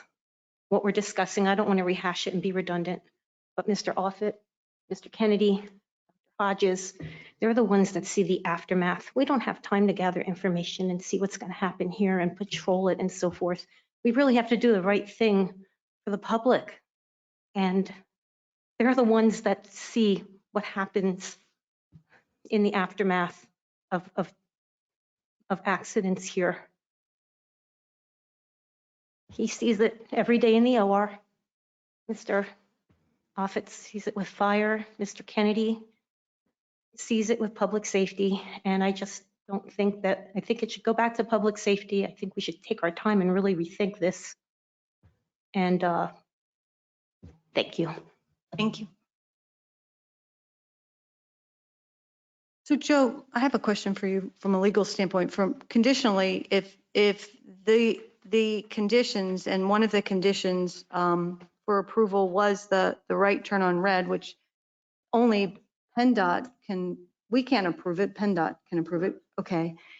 And if that was one of the original conditions that was included in the original approval and it's not met, so now we're asking to take that out, which I understand we had this big, long discussion this evening about. I come back to my original question is, I'm not really sure if, and again, you know, with the information we have in front of us, or we had received, you know, from staff and then also from public safety, that they, you know, approved to move forward with this as presented. You know, if we would approve this tonight, which we've already voted on at this point, unless we pull that back, where does that take us? Is that the say all end all if PennDOT does not agree to the appeal? What, I think there was a motion on the floor in a second. I'm not sure. oh, we didn't do a full vote. I don't think Oh, a we full stopped. vote went Okay. through. If I understand the question correctly, Commissioner Morgan, what happens if the board would vote on the resolution as presented in your packets this evening? What are the ramifications of that? The ramifications would be that you will have removed the requirement of no right turn on red that was a precondition to the grant of the waiver. Okay. Therefore, if you grant the resolution as drafted, the developer could then proceed ignoring the no right turn on red requirement that until right now presently exists. Okay. But I thought the comment from Mr. Adams was that it gives us more credibility when it comes to an appeal. With regards to having more quantifiable data, right? Isn't that what you said? I said that's one potential. Because at this point, PennDOT's reviewed the plan. There have been no changes to the plan. Public safety reviewed the plan. Nothing has changed out there. So obviously, if PennDOT initially felt that it was inappropriate to put a no turn on red there with no changes to either the plan or the situation on the ground, I'm just speculating that if nothing's changed, why would they change an appeal?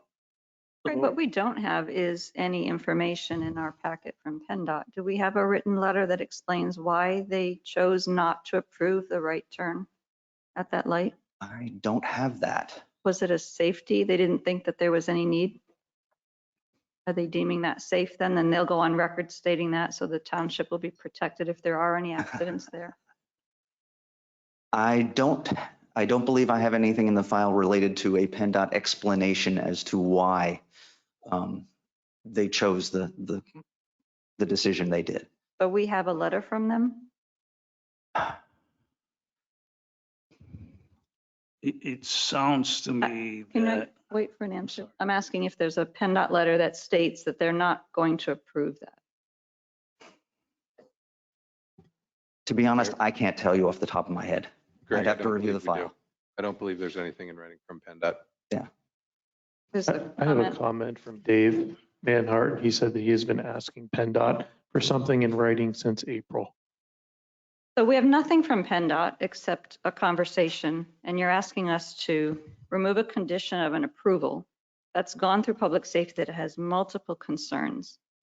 And we don't even have the letter that proves to us what PennDOT's position is and that they're saying that it's something that they're not going to approve for A, B, and C reasons. So we understand what we're doing. I can't even imagine why we're voting on this tonight. Well, correct me if I'm wrong, and maybe Noah can help me out here. I believe the driveway layout was approved as part of a PennDOT HOP for the KRE Springview subdivision. So that decision was made many years ago. And that was in response to a sketch plan only, is my memory from being on the planning commission. It wasn't an engineered plan that PennDOT had. It was a sketch plan. There was multiple conversations of that at the planning commission level, Greg.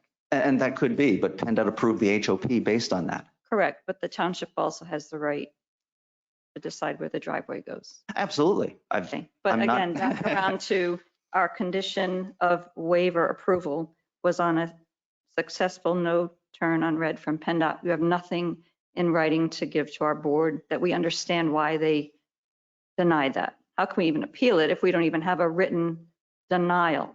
I don't even know why we're here tonight. I'm going to say that again. We don't have the full information to make this decision this evening. Yeah, I concur. We've just had general discussions about this. We don't have that document, and it sounds like it doesn't exist. I mean, earlier today, we recognized this is brought to the board without all the Public Safety Commission information.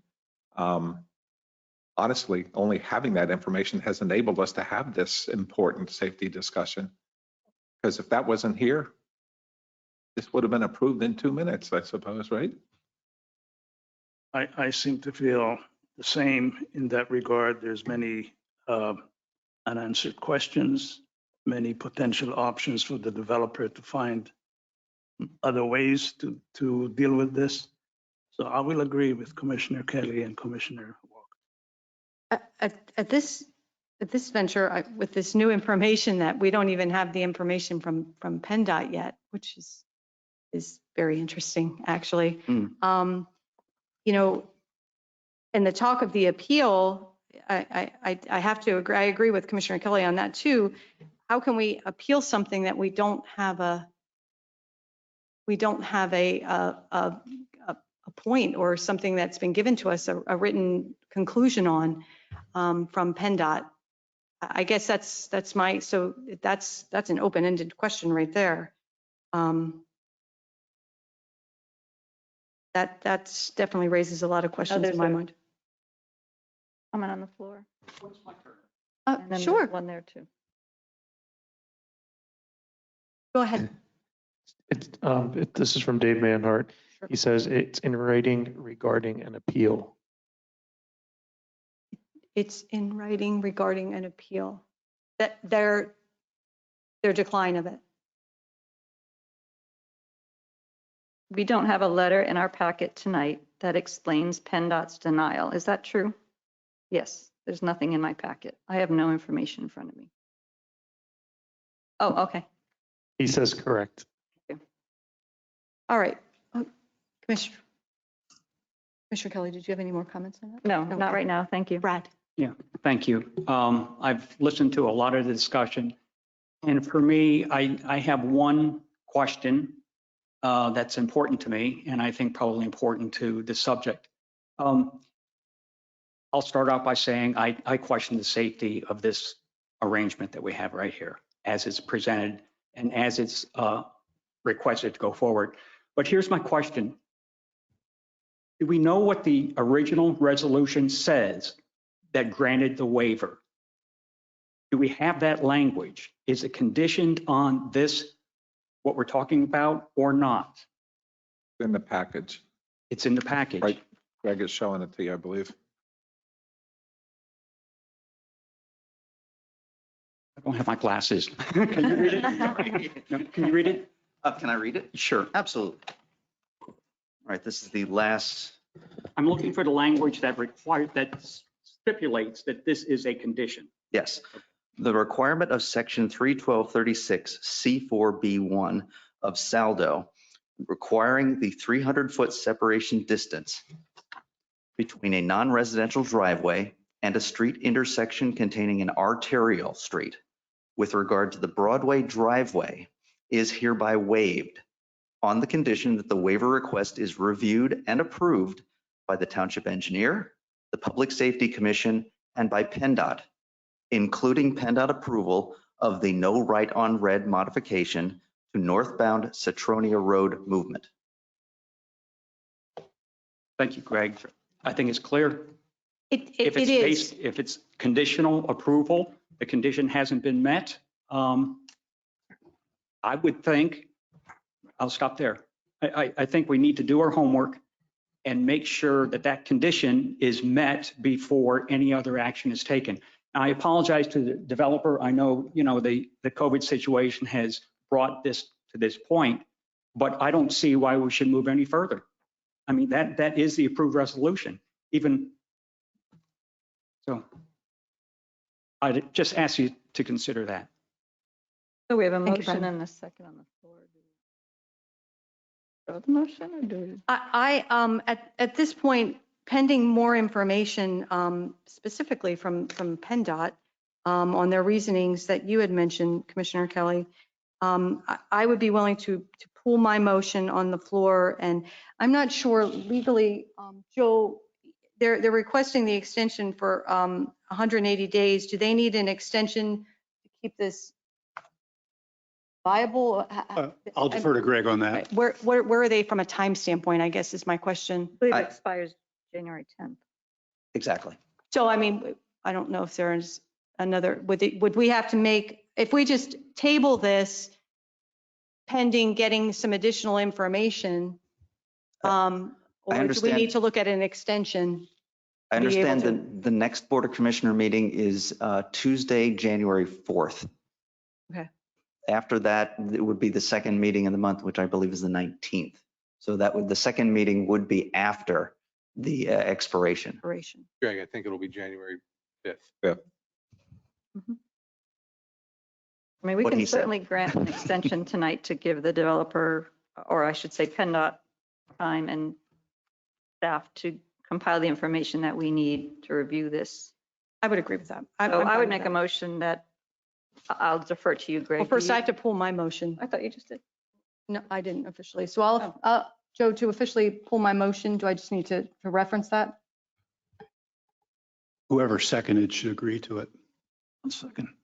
Well, who seconded? Who seconded? me. Agreed. Are you comfortable with that? To gather more information and get the information from PennDOT? Sure. So Greg, how many days do you suggest for staff and to communicate with PennDOT and get a packet together for the board? Considering the holiday season? Correct, yeah. Wow. I mean, we can always do I it would sooner. suggest at least 30.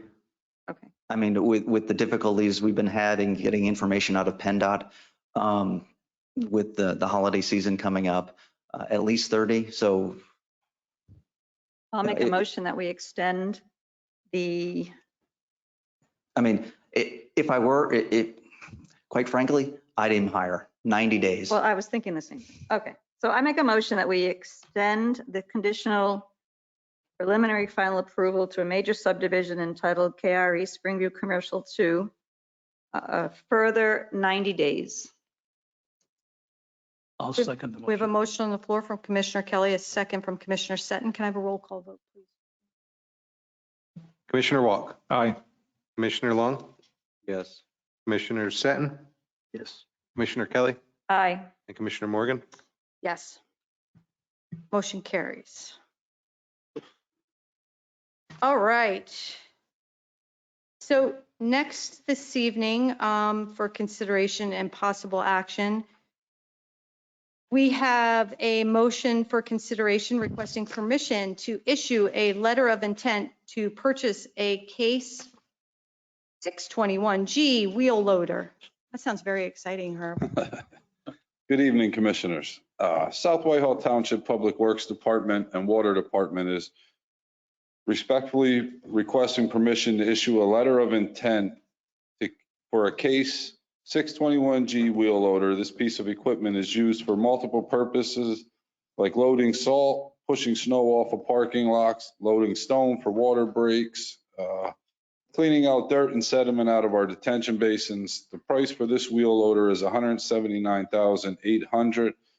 This was budgeted at $185,000, which is split between the water budget and the public works budget. Herb, just to clarify, that's the 2022 budget where it's budgeted, right? Yes, correct. Correct, that was my question. And just so you know, when I started getting quotes back in June, this piece of equipment came in at, just so you know, the price difference of what we're going through with all the vehicles across the board. This initially started at $166,500.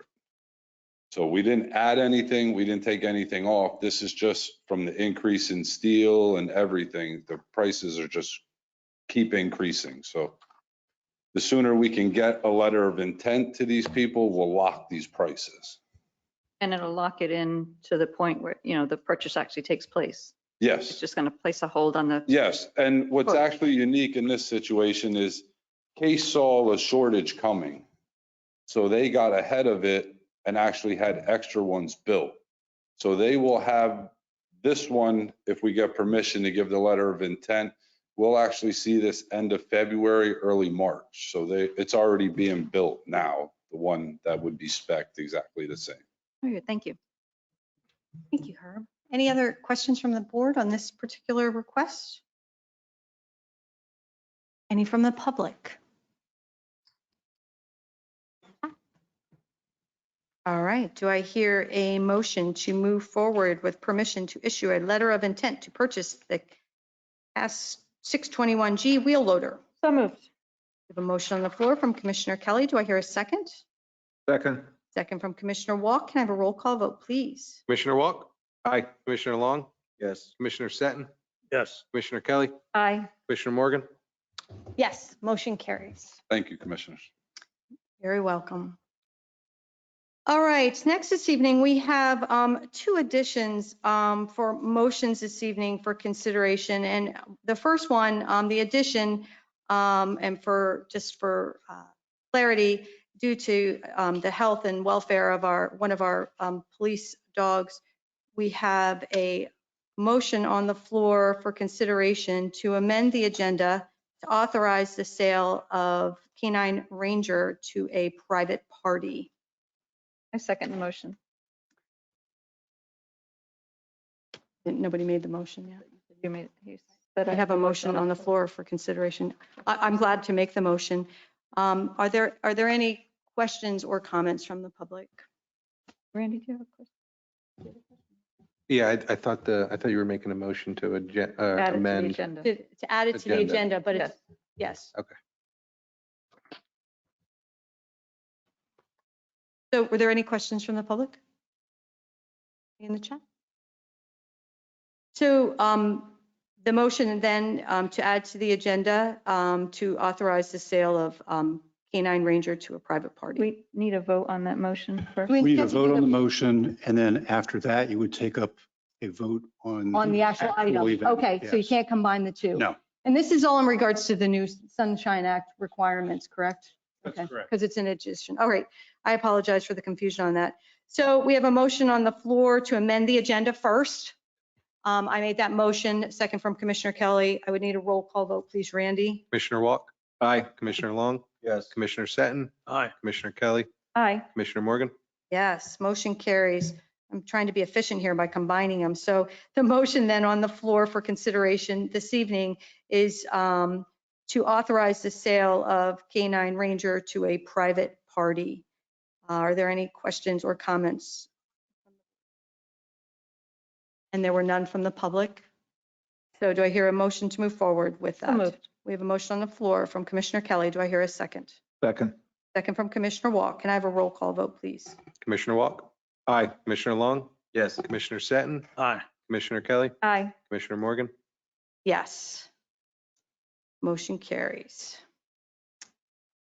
So I have an additional motion to amend our agenda this evening to authorize our interim township manager, Randy Cope, to sign an agreement with one of our police officers this evening. So do I hear a motion, or I'll make a motion to move forward with adding that to the agenda? Do I hear a second? Second. So we have a motion on the floor to add an additional item to the agenda as explained from Commissioner Morgan, second from Commissioner Kelly. Can I have a roll call vote? Commissioner Walk. Aye. Commissioner Long. Yes. Commissioner Seton. Yes. Commissioner Kelly, Aye. Commissioner Morgan. Yes. All right, and that was for reasons to promptly deal with the police personnel matters. And the motion in front of us is this evening for consideration and possible action is to authorize interim township manager Randy Cope to sign the agreement between the township, the police service of to sign the agreement between the township and the police service of South Whitehall Township and badge number 167 reviewed in today's executive session. Do I hear a motion on the floor for consideration of So this? moved. We have a motion on the floor from Commissioner Kelly. Do I hear a second? Second. Second from Commissioner Seton. Can I have a roll call vote? Commissioner Walk. Aye. Excuse me, I would recommend there be opportunity for discussion. Oh, I apologize. See, I'm moving through this so quickly. Are there any questions or comments from the public on this particular motion this evening? Any in the chat? Very good. Thank you, Attorney Zader. So we had a motion and a second. Can I have a roll call vote, please, Randy? Commissioner Walk. Aye. Commissioner Long. Yes. Commissioner Seton. Aye. Commissioner Kelly, Aye. and Commissioner Morgan. Yes, motion carries. All right, thank you, everybody. Those additional motions will be appropriately identified on the website and also posted on our front door as required. All right, next this evening, under correspondence and information items, We have a variety of items under boards and commissions. I'll just read through some information on upcoming meetings. On Thursday, December 16th, we have a planning commission meeting at 7:30. On Monday, December 20th, we have a landscape and shade tree commission meeting at 10 a.m. On Monday, December 20th, we have a green advisory council at 6 p.m. Again, on Monday, December 20th, lots happening on the 20th. We have a zoning hearing board meeting at 7 p.m. On Friday, December 24th, we're closed. Don't come. On Monday, December 27th, closed again. Stay home, enjoy your families. And again, on January 3rd, the offices will be closed. On Tuesday, January 4th, 2022, this will be the Board of Commissioners reorganization meeting at 7 p.m. There will not be a meeting on Wednesday, January 5th. Yes. Commissioner Morgan, correction, there will be a meeting on Wednesday, January 5th. Correction, there will be a meeting on January 5th. That will be your regular public meeting? Okay, very good. Upcoming events. Well, this isn't upcoming. You can scratch that. That's I'm going to scratch that because that already came and went. I don't want to steal any thunder on that one either. So I also want to reference the fact that we have some vacancies on boards and commissions. Please pass the word if anybody's interested. Our Civil Service Commission has one vacancy, an alternate position, Landscape, Shade and Tree Commission, 2 vacancies, Park and Rec Board, 1 vacancy, and our Zoning Hearing Board has 1 vacancy, alternate position. It would be my understanding that the board would be scheduling group meetings to start interviewing some of those candidates. I know they had moved to using a full board for interviews, so they'll start scheduling them again soon now that the budget hearings are over and time has been. And if I may add, we have had also one other resignation from the planning commissioner, or the planning commission, I'm sorry. Matthew Mulqueen has announced his resignation effective December 31st. Very good, thank you. Was here earlier, so thank him for his service on the planning board. All right, that's all I had to add to. Was open on December 31st. Hours. Yeah, I just want to say one thing about December 31st. Yeah, the township is open 8 to 4 on December 31st. However, if you choose to pay a bill at the township on December 31st, we will be accepting payments for the year 2021 up until 10 a.m. And that's going to allow me and my staff time that we need to be able to run reports, to be able to close things down for the year. So if you bring in a payment after that time, if residents do, feel free to. We're just going to process it in the new year. Thank you, Scott. All right. So next under correspondence and information items, we have our planning commission meeting. Was there anything you wanted to add to the planning commission meeting, Greg? Oh, you're not on. Hello? Oh, you got it. Yes, I did want to mention tomorrow evening, the Planning Commission will be meeting. 3 projects had been originally advertised, Dorneyville Shopping Center Fast Casual Restaurant, Long's Water Technology, and proposed commercial development 1810 PA Route 309. The last one has been withdrawn, so we will not be looking at the proposed Wawa tomorrow evening. They are postponing until the January 20th, 2022 Planning Commission meeting. Very good, thanks, Greg.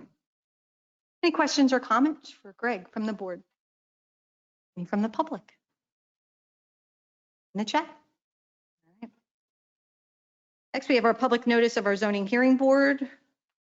Anything on that, Greg? Monday, January 20th, there will be 1 applicant.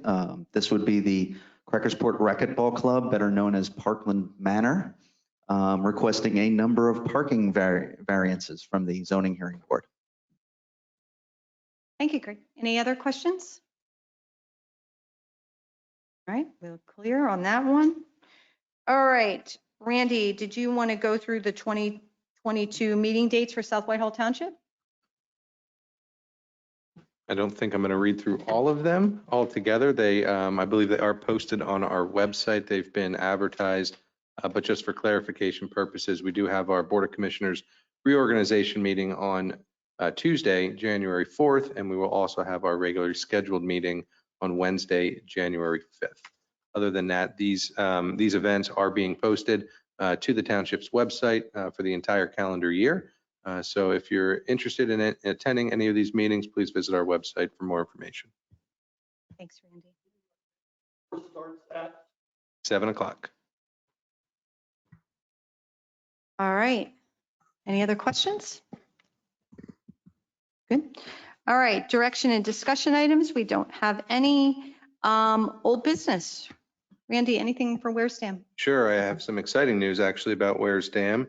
The Lehigh County Conservation District has approved our E&S permit for that project, which was the last stage of our permitting process. So we're on to our next step, which will be compiling the bid documents with our engineer, coming up with the quantities and everything we need for those specifications, and then working with our finance department and our purchasing agent to make sure all of our boilerplate information is included in that bid document as well. So I think the board can intend to see probably a permission to advertise sometime here in the new year, early new year. Thanks, Randy. That's great news. Any questions or comments from the board? Any from the public? In the chat? All right. I'll defer to you now, Randy, on the executive department report. Sure. I'm not going to steal the thunder of all the department heads here, and I'll keep this very brief. We're obviously working very diligently in the executive department here to make sure we're prepared for the reorganization meeting, working with all of our third-party solicitors, engineers to make sure all those fee schedules are submitted, and then building the agenda accordingly. So we're quite busy right now in our department trying to make sure we get started off on the right foot here in the new year. Also getting our new commissioners up to speed as well so they can hit the ground running so we don't miss a beat here at the township. That's it for now. Thanks, Randy. How about community development? What do we got, Greg?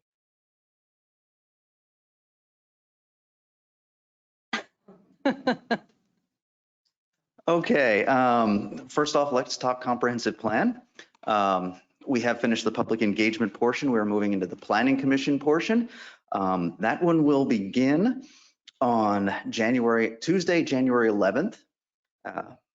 And the planning commission will schedule normal meetings, regular workshop meetings to review the comprehensive plan for as long as it takes. We were anticipating 6 months, but we anticipated, a year or so in the progress 2 years ago. So, we're learning to be flexible.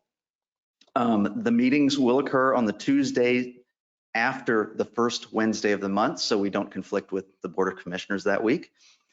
They will be advertised as a joint Planning Commission Board of Commissioner meeting so that any commissioner can attend and participate. And we welcome all of you and hope that at least some of you will show up to the meetings. We are working on sidewalk deferrals.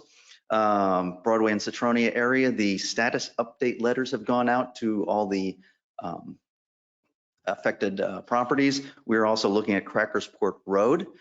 We had one project come through where we required sidewalk and we had a number of deferrals in the area, so we're calling in those deferrals. So hopefully we'll get a nice continuous sidewalk along Crackersport Road sometime in the near future. For the IT projects, we're moving along. We've got peak agenda management as part of the Granicus system here. Live Manager we're also working on. We're working on e-notifications on our website. Hopefully that'll come up quick and you can sign up and get notifications automatically. That'd be great. Working on business privilege, business licensing, asset management, work orders and munis, and continuing with CSI and Keystone for building related upgrades. With regard to boards and commissions. The November 18th Planning Commission, we had 3 items on. Long's Water was taken under advisement. Kratzer Elementary was recommended for approval. And Ridge Farm Phase 1A was also taken under advisement. For tomorrow night's meeting, I mentioned that the 2 of the projects are still on. The Wawa is withdrawn till January. Zoning Hearing Board, their November 22nd meeting.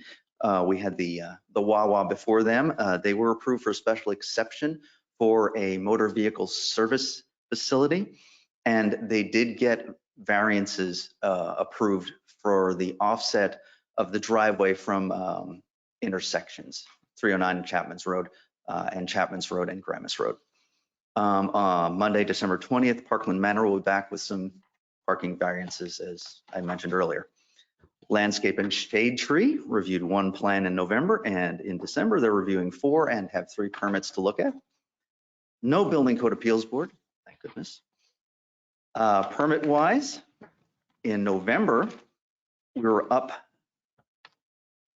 11 residential permits, but down 4 non-residential. I think this is typical.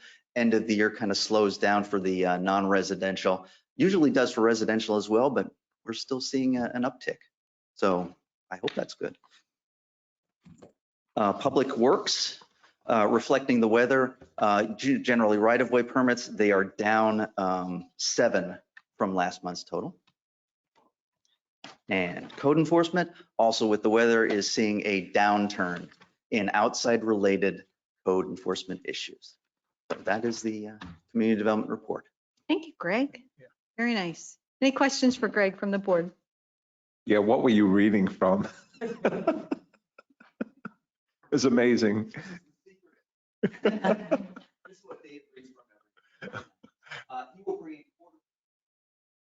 All right. Thank you. Any questions from the public? Any in the chat? Rob? Yep. All right. So next we have our finance department, Scott. Good We have evening, exciting Commissioners. stuff, exciting guests here this evening too. First on my list, I just want to express my thankfulness to you all and to Randy, the other department heads, and my wonderful staff for holding the fort down over Thanksgiving and allowing myself to get some much needed rest. I'm back and I'm here. The real first thing on the list. I'm really pleased with the settlement of our bond series 2021 sale. The series 2014, 2018, and 2019 notes are all paid off, and any cash proceeds that we received from that bond issuance are in the respective bank account. I would like to reiterate that I'm thankful that we chose to pursue the bond financing at the time that we did. Today, the Fed hinted at 3 possible rate changes, 3 possible interest rate changes in 2022 to help curb inflation. So our 1.43% interest rate on the debt, I believe, is to our advantage. So big thanks to all who were involved, including PFM, Stiefel, and Herbine, for helping the township achieve our first issuance of public debt since 2001. Next up, I have our November 2021 financial statements results. I emailed those to you earlier this week. We are doing very well, beating our revenue budget. Our revenue budget had $15,344,000. Our actual revenues that we have reported are $16,557,000. Our expenses were budgeted at $15,975,000. And our actual are currently at $13,445,000. So currently we have a surplus as of November 2021 of $3,111,000. Our fund balance per the balance sheet as of 11/30/2021 is $6,077,000. Now, the most exciting thing I have on my list is an introduction for you all tonight. Amidst a year of many victories for the finance department, we have had a void of darkness in our lives, which occurred when our second in command pursued opportunity elsewhere, when Brian Stenson, our finance manager, left for greener pastures. Start writing novels or something. He performed excellently in his responsibilities, and we're really thankful for him. Since October 15th, when I first met Tricia Dickert, I knew from that moment that I wanted her to be on our team. Her knowledge and experience of municipal government finance, the warmth of her personality, her positive and willing attitude, and her faithfulness as a public servant all point to the fact that she's exactly what we need here in the finance department to help lead the team and support me in building. The days between September 24th and December 6th, which was last week when she started, were dark for our team, but every day since December 6th, we have been filled with much, much light. Tricia brings with her an incredible wealth of knowledge, having spent 21 and a half years with the City of Allentown in their finance department. She understands the complexities and nuances of municipal government finance. She pursues excellence in all of her work, and most importantly, she makes everyone who meets her feel most welcome. Since last week, we have experienced many productive and joyful days in our department, and I'm excited not only for us in the department, but for the rest of the township staff, as well as the board and the future board that we are blessed to work with Tricia. So please give her a warm welcome tonight. Welcome. Wow, Tricia, you know, that I feel like we should like have music in the background and I honestly, confetti come down. This is amazing. I honestly thrilled don't to know have what you. to say. I've been here since 7:30 this morning, so I'm a little delirious. Thank you for telling me what my name was, because at this point, I don't even know that I remembered that. Marathon meeting, I guess, my first after 8 days. And I think at this point, everybody who comes after me should have to endure this same exact thing. I am so very excited for the administration giving me the I love you already. I mean, what do you say after that? I don't know what to say. So very excited for the administration giving me the opportunity to join South Whitehall Township's team. I am ready to hit the ground running and to work hard for not only the administration, but the commissioners and the taxpayers in South Whitehall Township. I am extremely excited, extremely exhausted, and extremely humbled by that introduction. Can you call my husband and tell him that when I get home, I would like that kind of Introduction? praise? Yeah. So anyway, thank you guys so very much. I plan to work extremely hard for all of you for a very long time. Thank you. Welcome.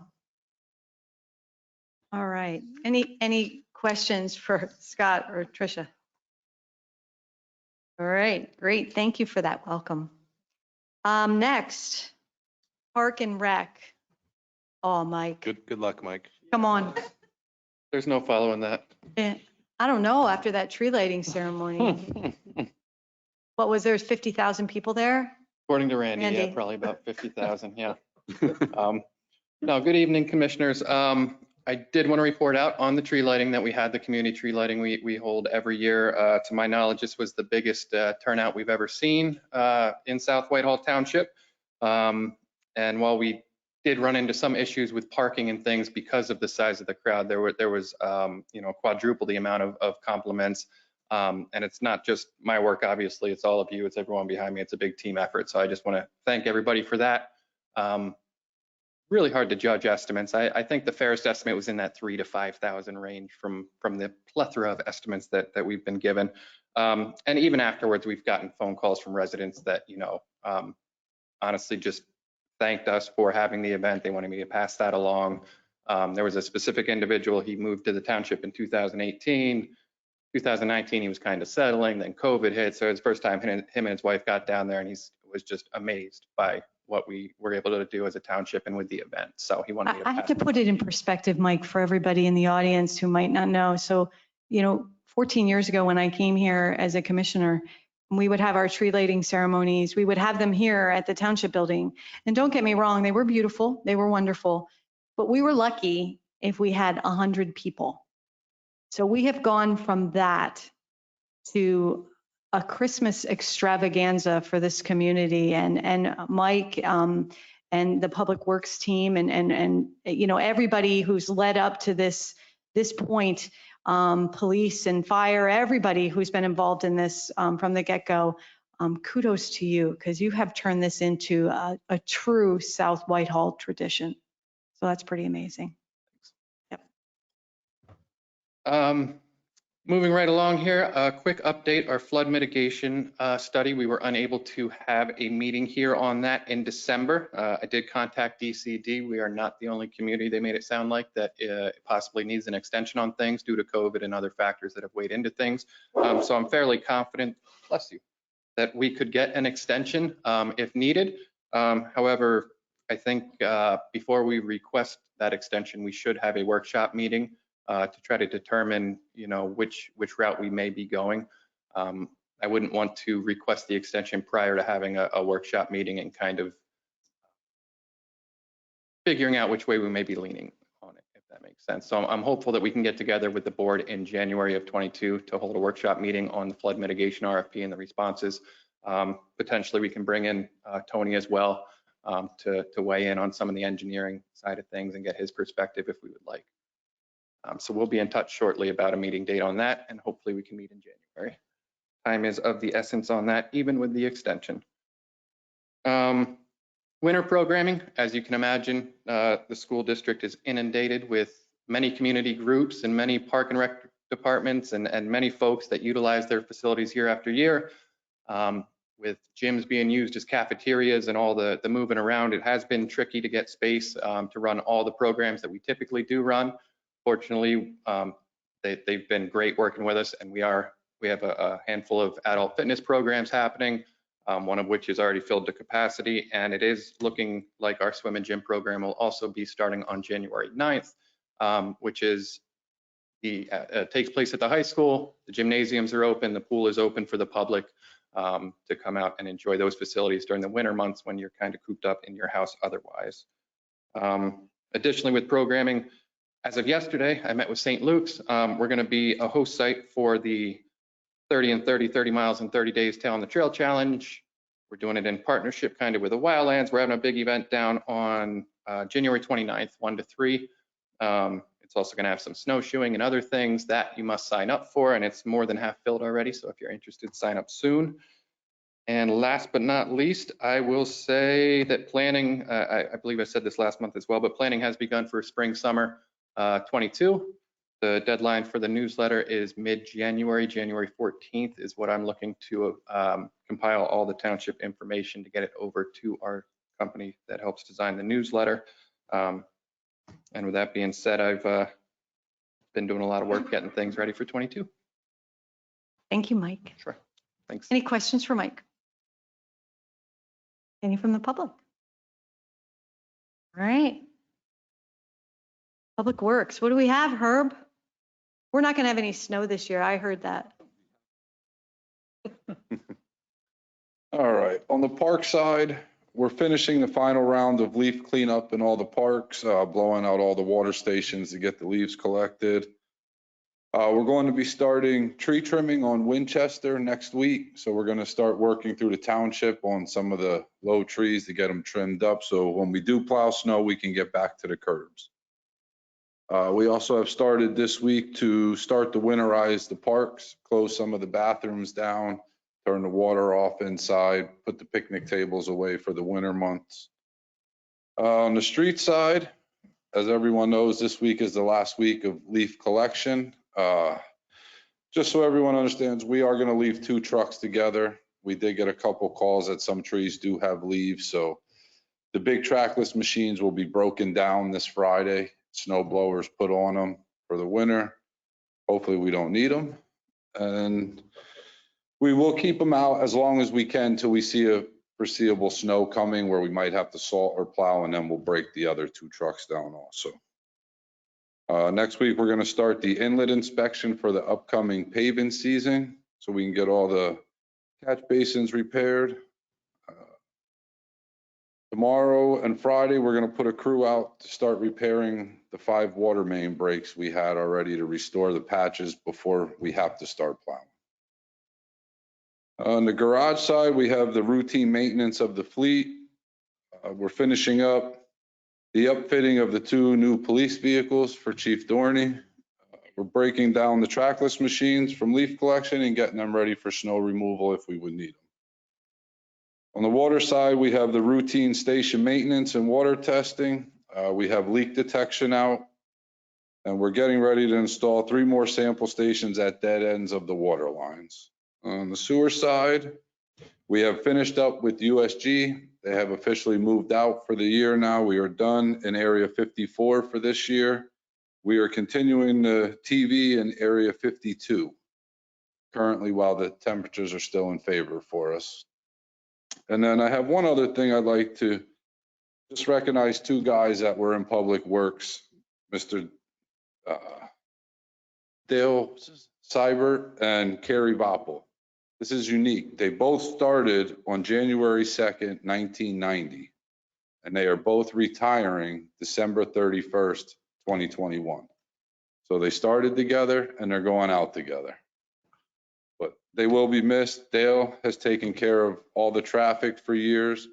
Kerry was in the water side for a while and then transferred to the street side. And I wish them both the best of luck in the future. As do we. Please make sure they know that. Thank you. Yep.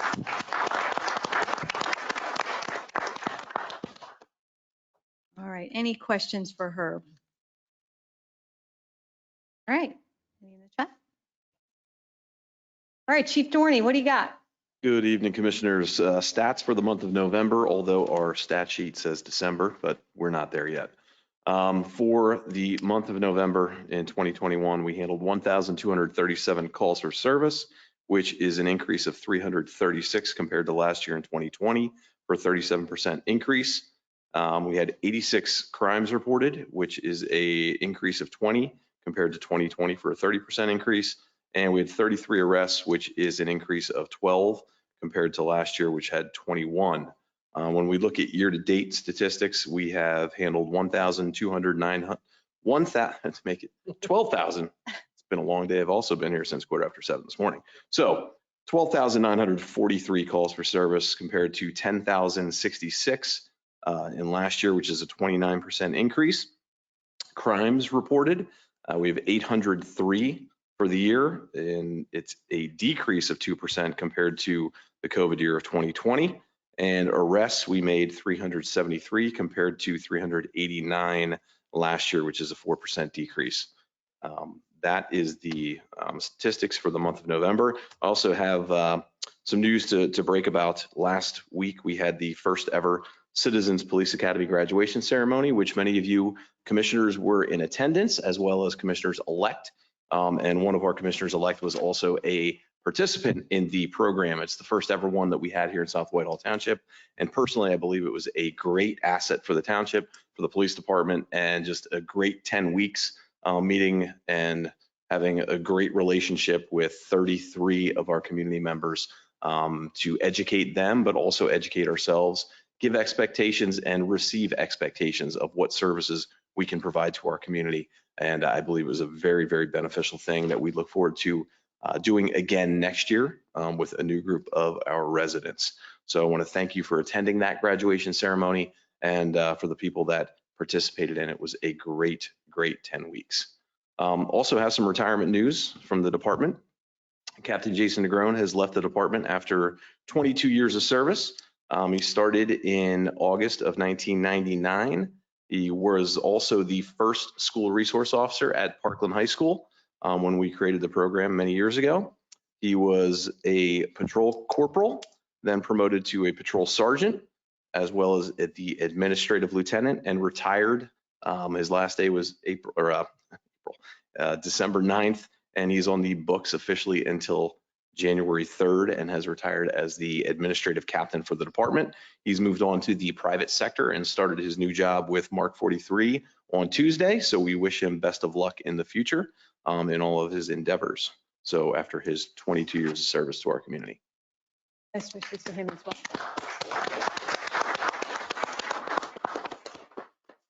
And I also want to welcome Tricia and congratulate you for seeing the light and No, she brings the light. coming here. Well, that's where she brought it here from her previous, well, yes, she followed several of us actually who also saw the light. So congratulations. All right, any other questions for Chief Dorney? Any in the chat? All right. Oni, get to round it up. Thank you. As was mentioned, there's 2 items on the Planning Commission meeting tomorrow night. A few other things we always do at the end of the year is we're finalizing the township specs, the specifications with Public Works, making sure there's any updates for materials, methods of construction. The other thing we're doing is we review our securities held. With this year, COVID has been very hard on contractors also in terms of getting the materials and the costs of specific items. So we're going through making sure that we still have enough money and updating if necessary for some of those items so that the township's protected if anyone defaults. So we're up to. Thank you, Tony. Thank Any you. questions from the board? Any from the public? None in the chat. All right, that being said, we're to our meeting minutes in our packet. We had our December 1st, 2021 Board of Commissioner meeting minutes. Are there any questions or comments from the board on said meeting minutes? All right, hearing none, do I hear a motion for approval? So moved. We have a motion on the floor from Commissioner Kelly. Do I hear a second? Second. Second from Commissioner Walk. Can I have a roll call vote, please? Commissioner Walk? Aye. Commissioner Long? Yes. Commissioner Seton? Aye. Commissioner Kelly? Aye. And Commissioner Morgan? Yes, motion carries. Minutes pass. It is now the opportunity. I know we have I know myself and a few other commissioners probably have some courtesy of the floor items, but it is courtesy of the floor anytime for any non-agenda item. So I open up the floor to anybody in the audience who has any courtesy of the floor items they'd like to address. Dave.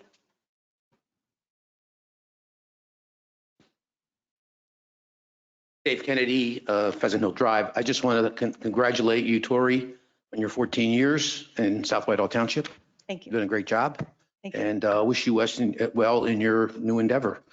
Joe, it's been a pleasure meeting you and working with you over the last, and getting to know you a little bit more. And Ben, I know it's been a short term for you, but also congratulations to the three of you. Thank you. Likewise. Thank you, Likewise and for good you. luck with your commissioners. Appreciate that. Sean, welcome.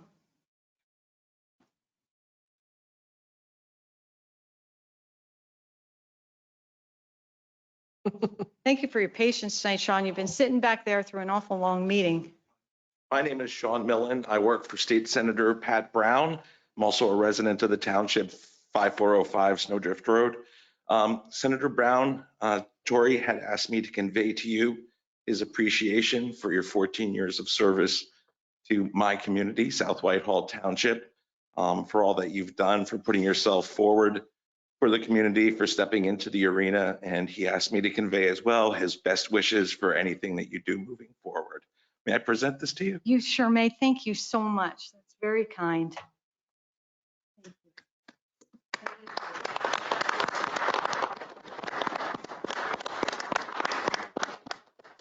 He also just wanted to thank Commissioners Seton and Long for their service as well. And best of luck in everything that you do moving forward. Thank you. Thank you. You know, a huge thank you to Pat as well. He has been a wonderful supporter of South Whitehall Township, and we're very fortunate to know him, you, Ellen, and Matt. So thank you very much. I appreciate it. All right. Anybody else in the audience for courtesy of the floor? Monica.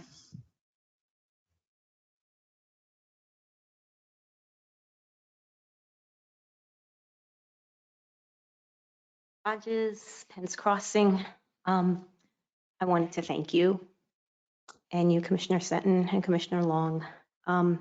It's not easy to put yourself out there and serve the community, and you did it graciously, and I appreciate all the time you put into it. And it's not a job that you can just leave here and go home and forget. And I'm learning that, and I just want to let you know that I do appreciate all three of you. So thank you. Thank you again for all your service. You're very kind. Thank you for that. Thank you for your kind words.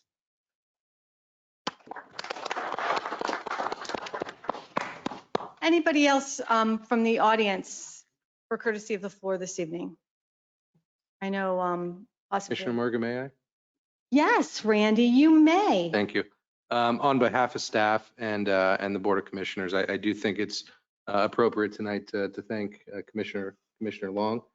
Commissioner Seton, thank you very much for stepping up and filling some voids on the board and helping us get through these past few months and a few years. So thank you very much for your dedication to the township and seeing this through. Commissioner Morgan, I also wanted to present you with a Distinguished Service Award on behalf of the Board of Commissioners and the township staff. I will read this real quick if I can. The South Whitehall Township Board of Commissioners, township staff, and citizens of South Whitehall Township would like to recognize your 13+ years of service, beginning August 2008 as the South Whitehall Township Commissioner, and the 10 years you've served as our board president here in South Whitehall.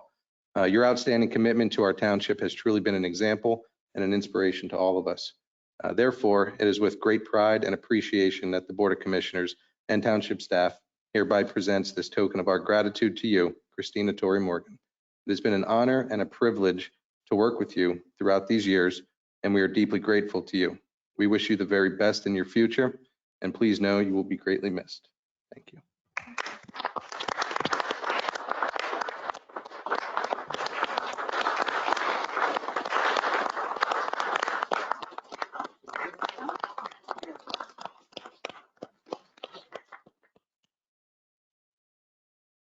Good thing I wrote my notes down tonight because I don't think I could go off the cuff.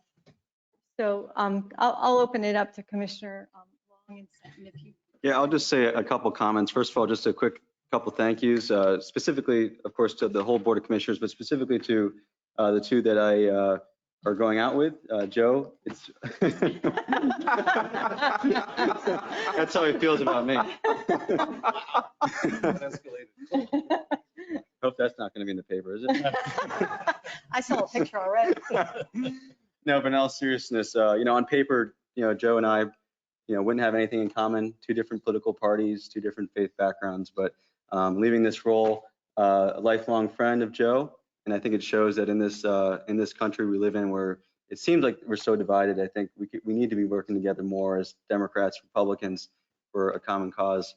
Tori, I've known you for many years. But just got to serve with you these past few months. You are truly a bright light throughout the community, specifically here in South Whitehall Township.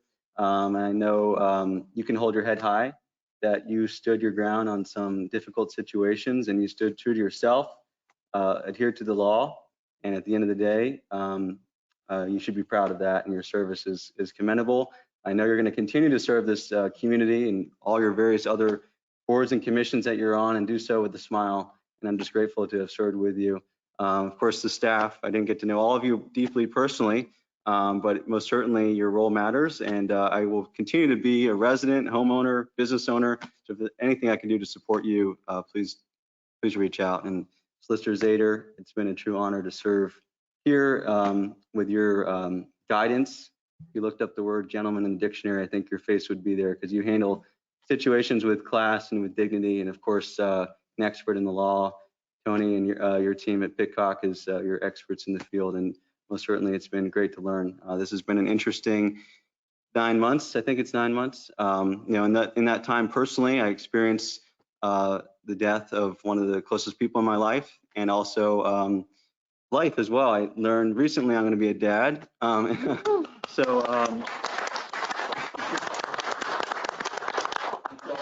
When things like that happen in your life and death, really gets you to kind of evaluate your life and priorities. And one of the biggest things I learned in this role as commissioner is that the reality is this, that the decisions we make are going to be soon forgotten, but the way we treat people and how we make people feel, I think, is going to be forever remembered. So I think that's my encouragement to the new board and those that are currently serving, to keep that in perspective, that at the end of the day, we're not that important. And so for me, my guiding principles, my mission, living for my God, and to be a husband and a soon to be father and business owner, those things are the most important, and everything else kind of pales into comparison. But not to say that this isn't important, it's just not the most important. So just keep that in mind going forward as we have these debates that seem so important, but we're going to forget them pretty soon. And some of them we probably should forget. So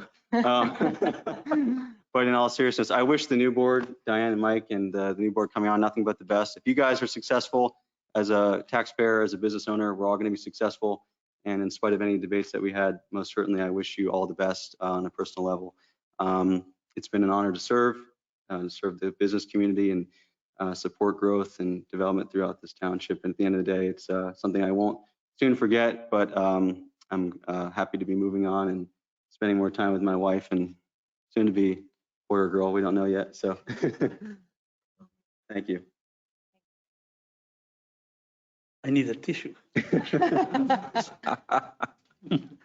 So I would like to thank the previous Board of Commissioners for putting their trust in me and giving me the opportunity to serve this beautiful township, one that I love and that I call home. Township history was made. The first immigrant to serve the board. My love for my adopted country over the last 45 years has grown stronger every day. To be able to contribute to local government has been a privilege and an honor. During the past 2 years, I have met many incredible people, including township staff, who are dedicated to the work, putting in many hours beyond their duty. First responders, police, and firefighters, amazing people, and all the people who are engaged in making this township great. It's incredibly beautiful to see many people who dedicate their time, ideas, and thoughts to help create a better place for all of us. During my time as a commissioner, I have made many friends, unfortunately, some enemies. It was a wonderful experience to work with Tori, Mike, Diane, Ben, and Matt. Though we did not always agree on everything, I do believe it is good and healthy to share different opinions. The dedication of all the board is second to none. The long hours and endless meetings, which I probably will not miss. Amen. It is no secret that I am particularly fond of our previous manager, Renee Bickholm. A person with so much knowledge, talent, and dedication. She sure will be missed. And of course, President Morgan. Tori's dedication to the township is very visible. You can always see her engaged and participating in almost every township event. She has been an incredible ambassador to the township. For almost 14 years of service, most as a BOC president, will be remembered for years to come. Tori, thank you for all your contribution. I told you I needed it. I will continue to be involved in helping our township in any way I can. I offer my best wishes to Diane, Mike, and the new commissioners. Merry Christmas and Happy New Year to all.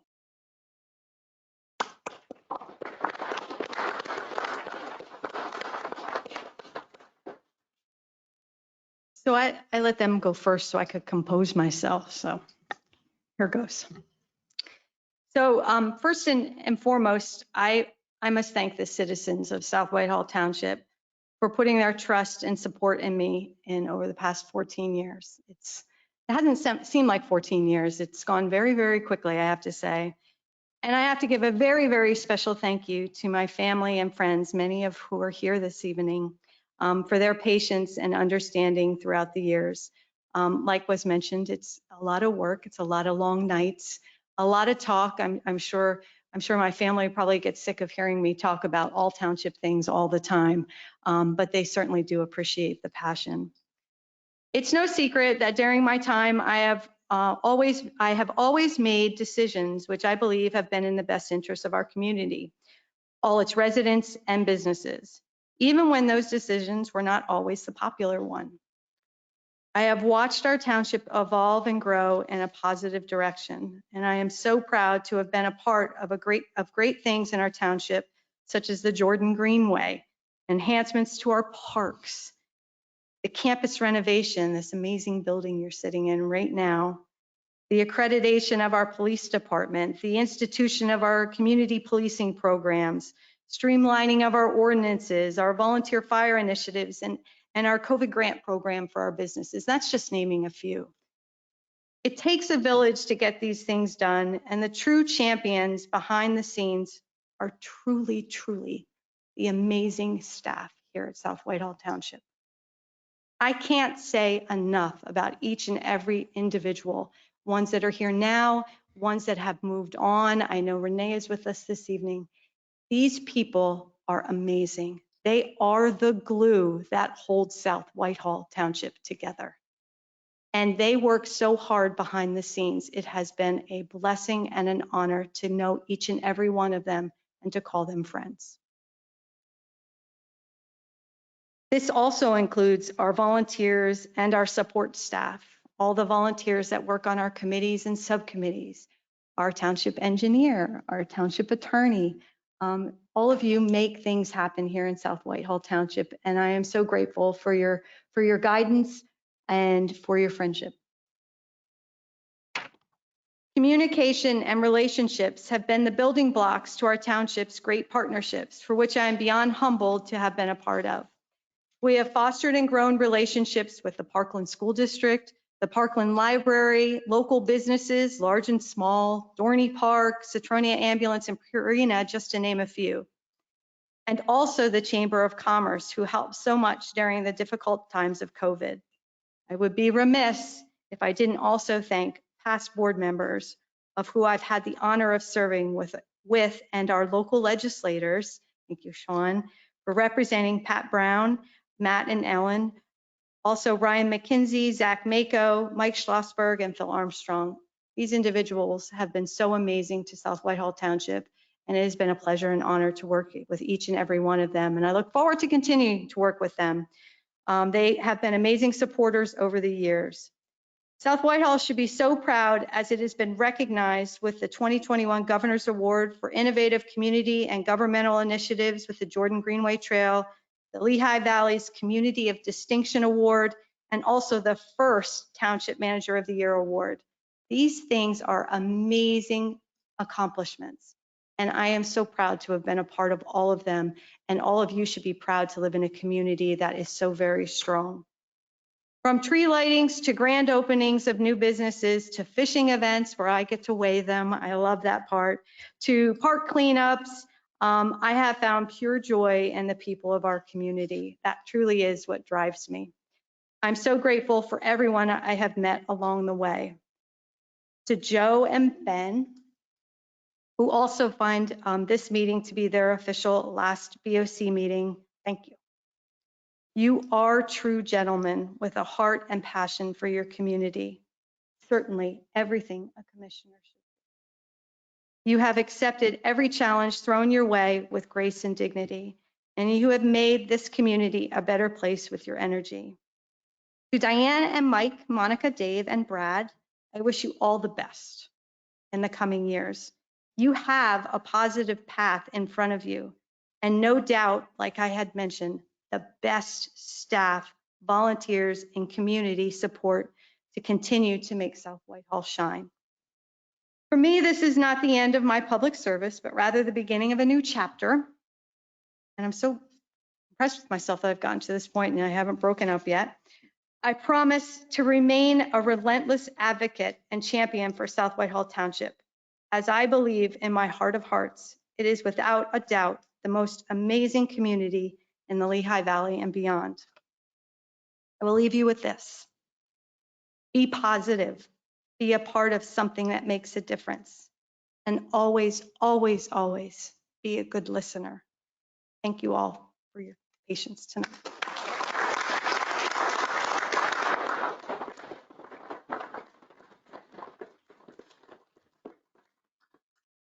Okay.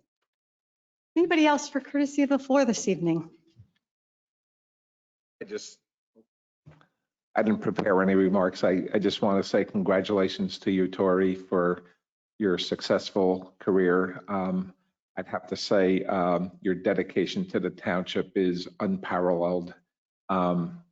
Everything that you've done in dedication to the township has been amazing. Joe and I hugged each other in the parking lot, so we don't need to do that here. It's 2 years have gone by very quickly, and it's been a pleasure really to serve with you here. I think, as we said outside, we have a friendship in addition to the serving on the board here together. So thank you for everything that you've done. And likewise, Ben, well, congratulations for your news that you shared with us tonight. And thank you for, although it's been a short time, you definitely, served in this interim period where we definitely needed you to, be a very valuable contributing board member, which is what you've been. Thank you. Thank you, Mike. All right. I want to add a comment as well. I don't want to be too redundant. My comments would pretty much mirror Commissioner Waltz. Tori, certainly I understand how time consuming this position is, and I admire the years that you've dedicated to the township. So thank you for your sacrifice of your personal time and your family time to serve the community, or a better community, for having you serve with us. So I wish you all the best, whatever your next steps turn to be. I'm sure they'll be very exciting. Thank you. Joe, it has been a pleasure having the same campaign cycle back in 2019 and getting to know you as a candidate and then now serving with you. Thank you for sacrificing and serving the township, serving the citizens, sacrificing of your time.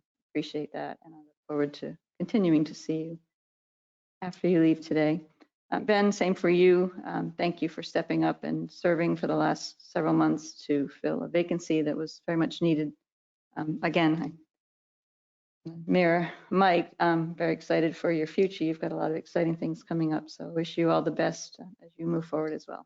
Thank you. Thank you, Diane. And just for the record, just so everybody knows, I know it's a word used, but I have never, ever felt that working and serving this township has ever been a sacrifice. I know that's just a word, but it has been pure joy. I have met some of the most amazing people and made some amazing relationships as a result of it. And I look forward to continuing them. So I'm excited, and I'm excited for all the incoming commissioners as well. Great things on the horizon. So thank you. Thank you, everybody. All right. Any other comments or thoughts? All right. So our invoices and purchasing requisitions have been reviewed by the interim township manager and our director of finance. Can we make a motion to authorize that our checks be issued to pay our bills as tabulated? So moved. A motion on the floor from Commissioner Kelly. Do I hear a second? Second. Second from Commissioner Walk. Can I have a roll call vote, please? Walk. Aye. Commissioner Long. Yes. Commissioner Seton. Last one. The last one, yes. And I'm sorry, Commissioner Kelly Aye. and Commissioner Morgan. Yes, motion carries. We have no executive session. I will make a motion to adjourn. Second. Motion on the floor. Commissioner Morgan, second from Commissioner Kelly. All in favor? Aye. Aye. All opposed? Motion carries. Out. Yes.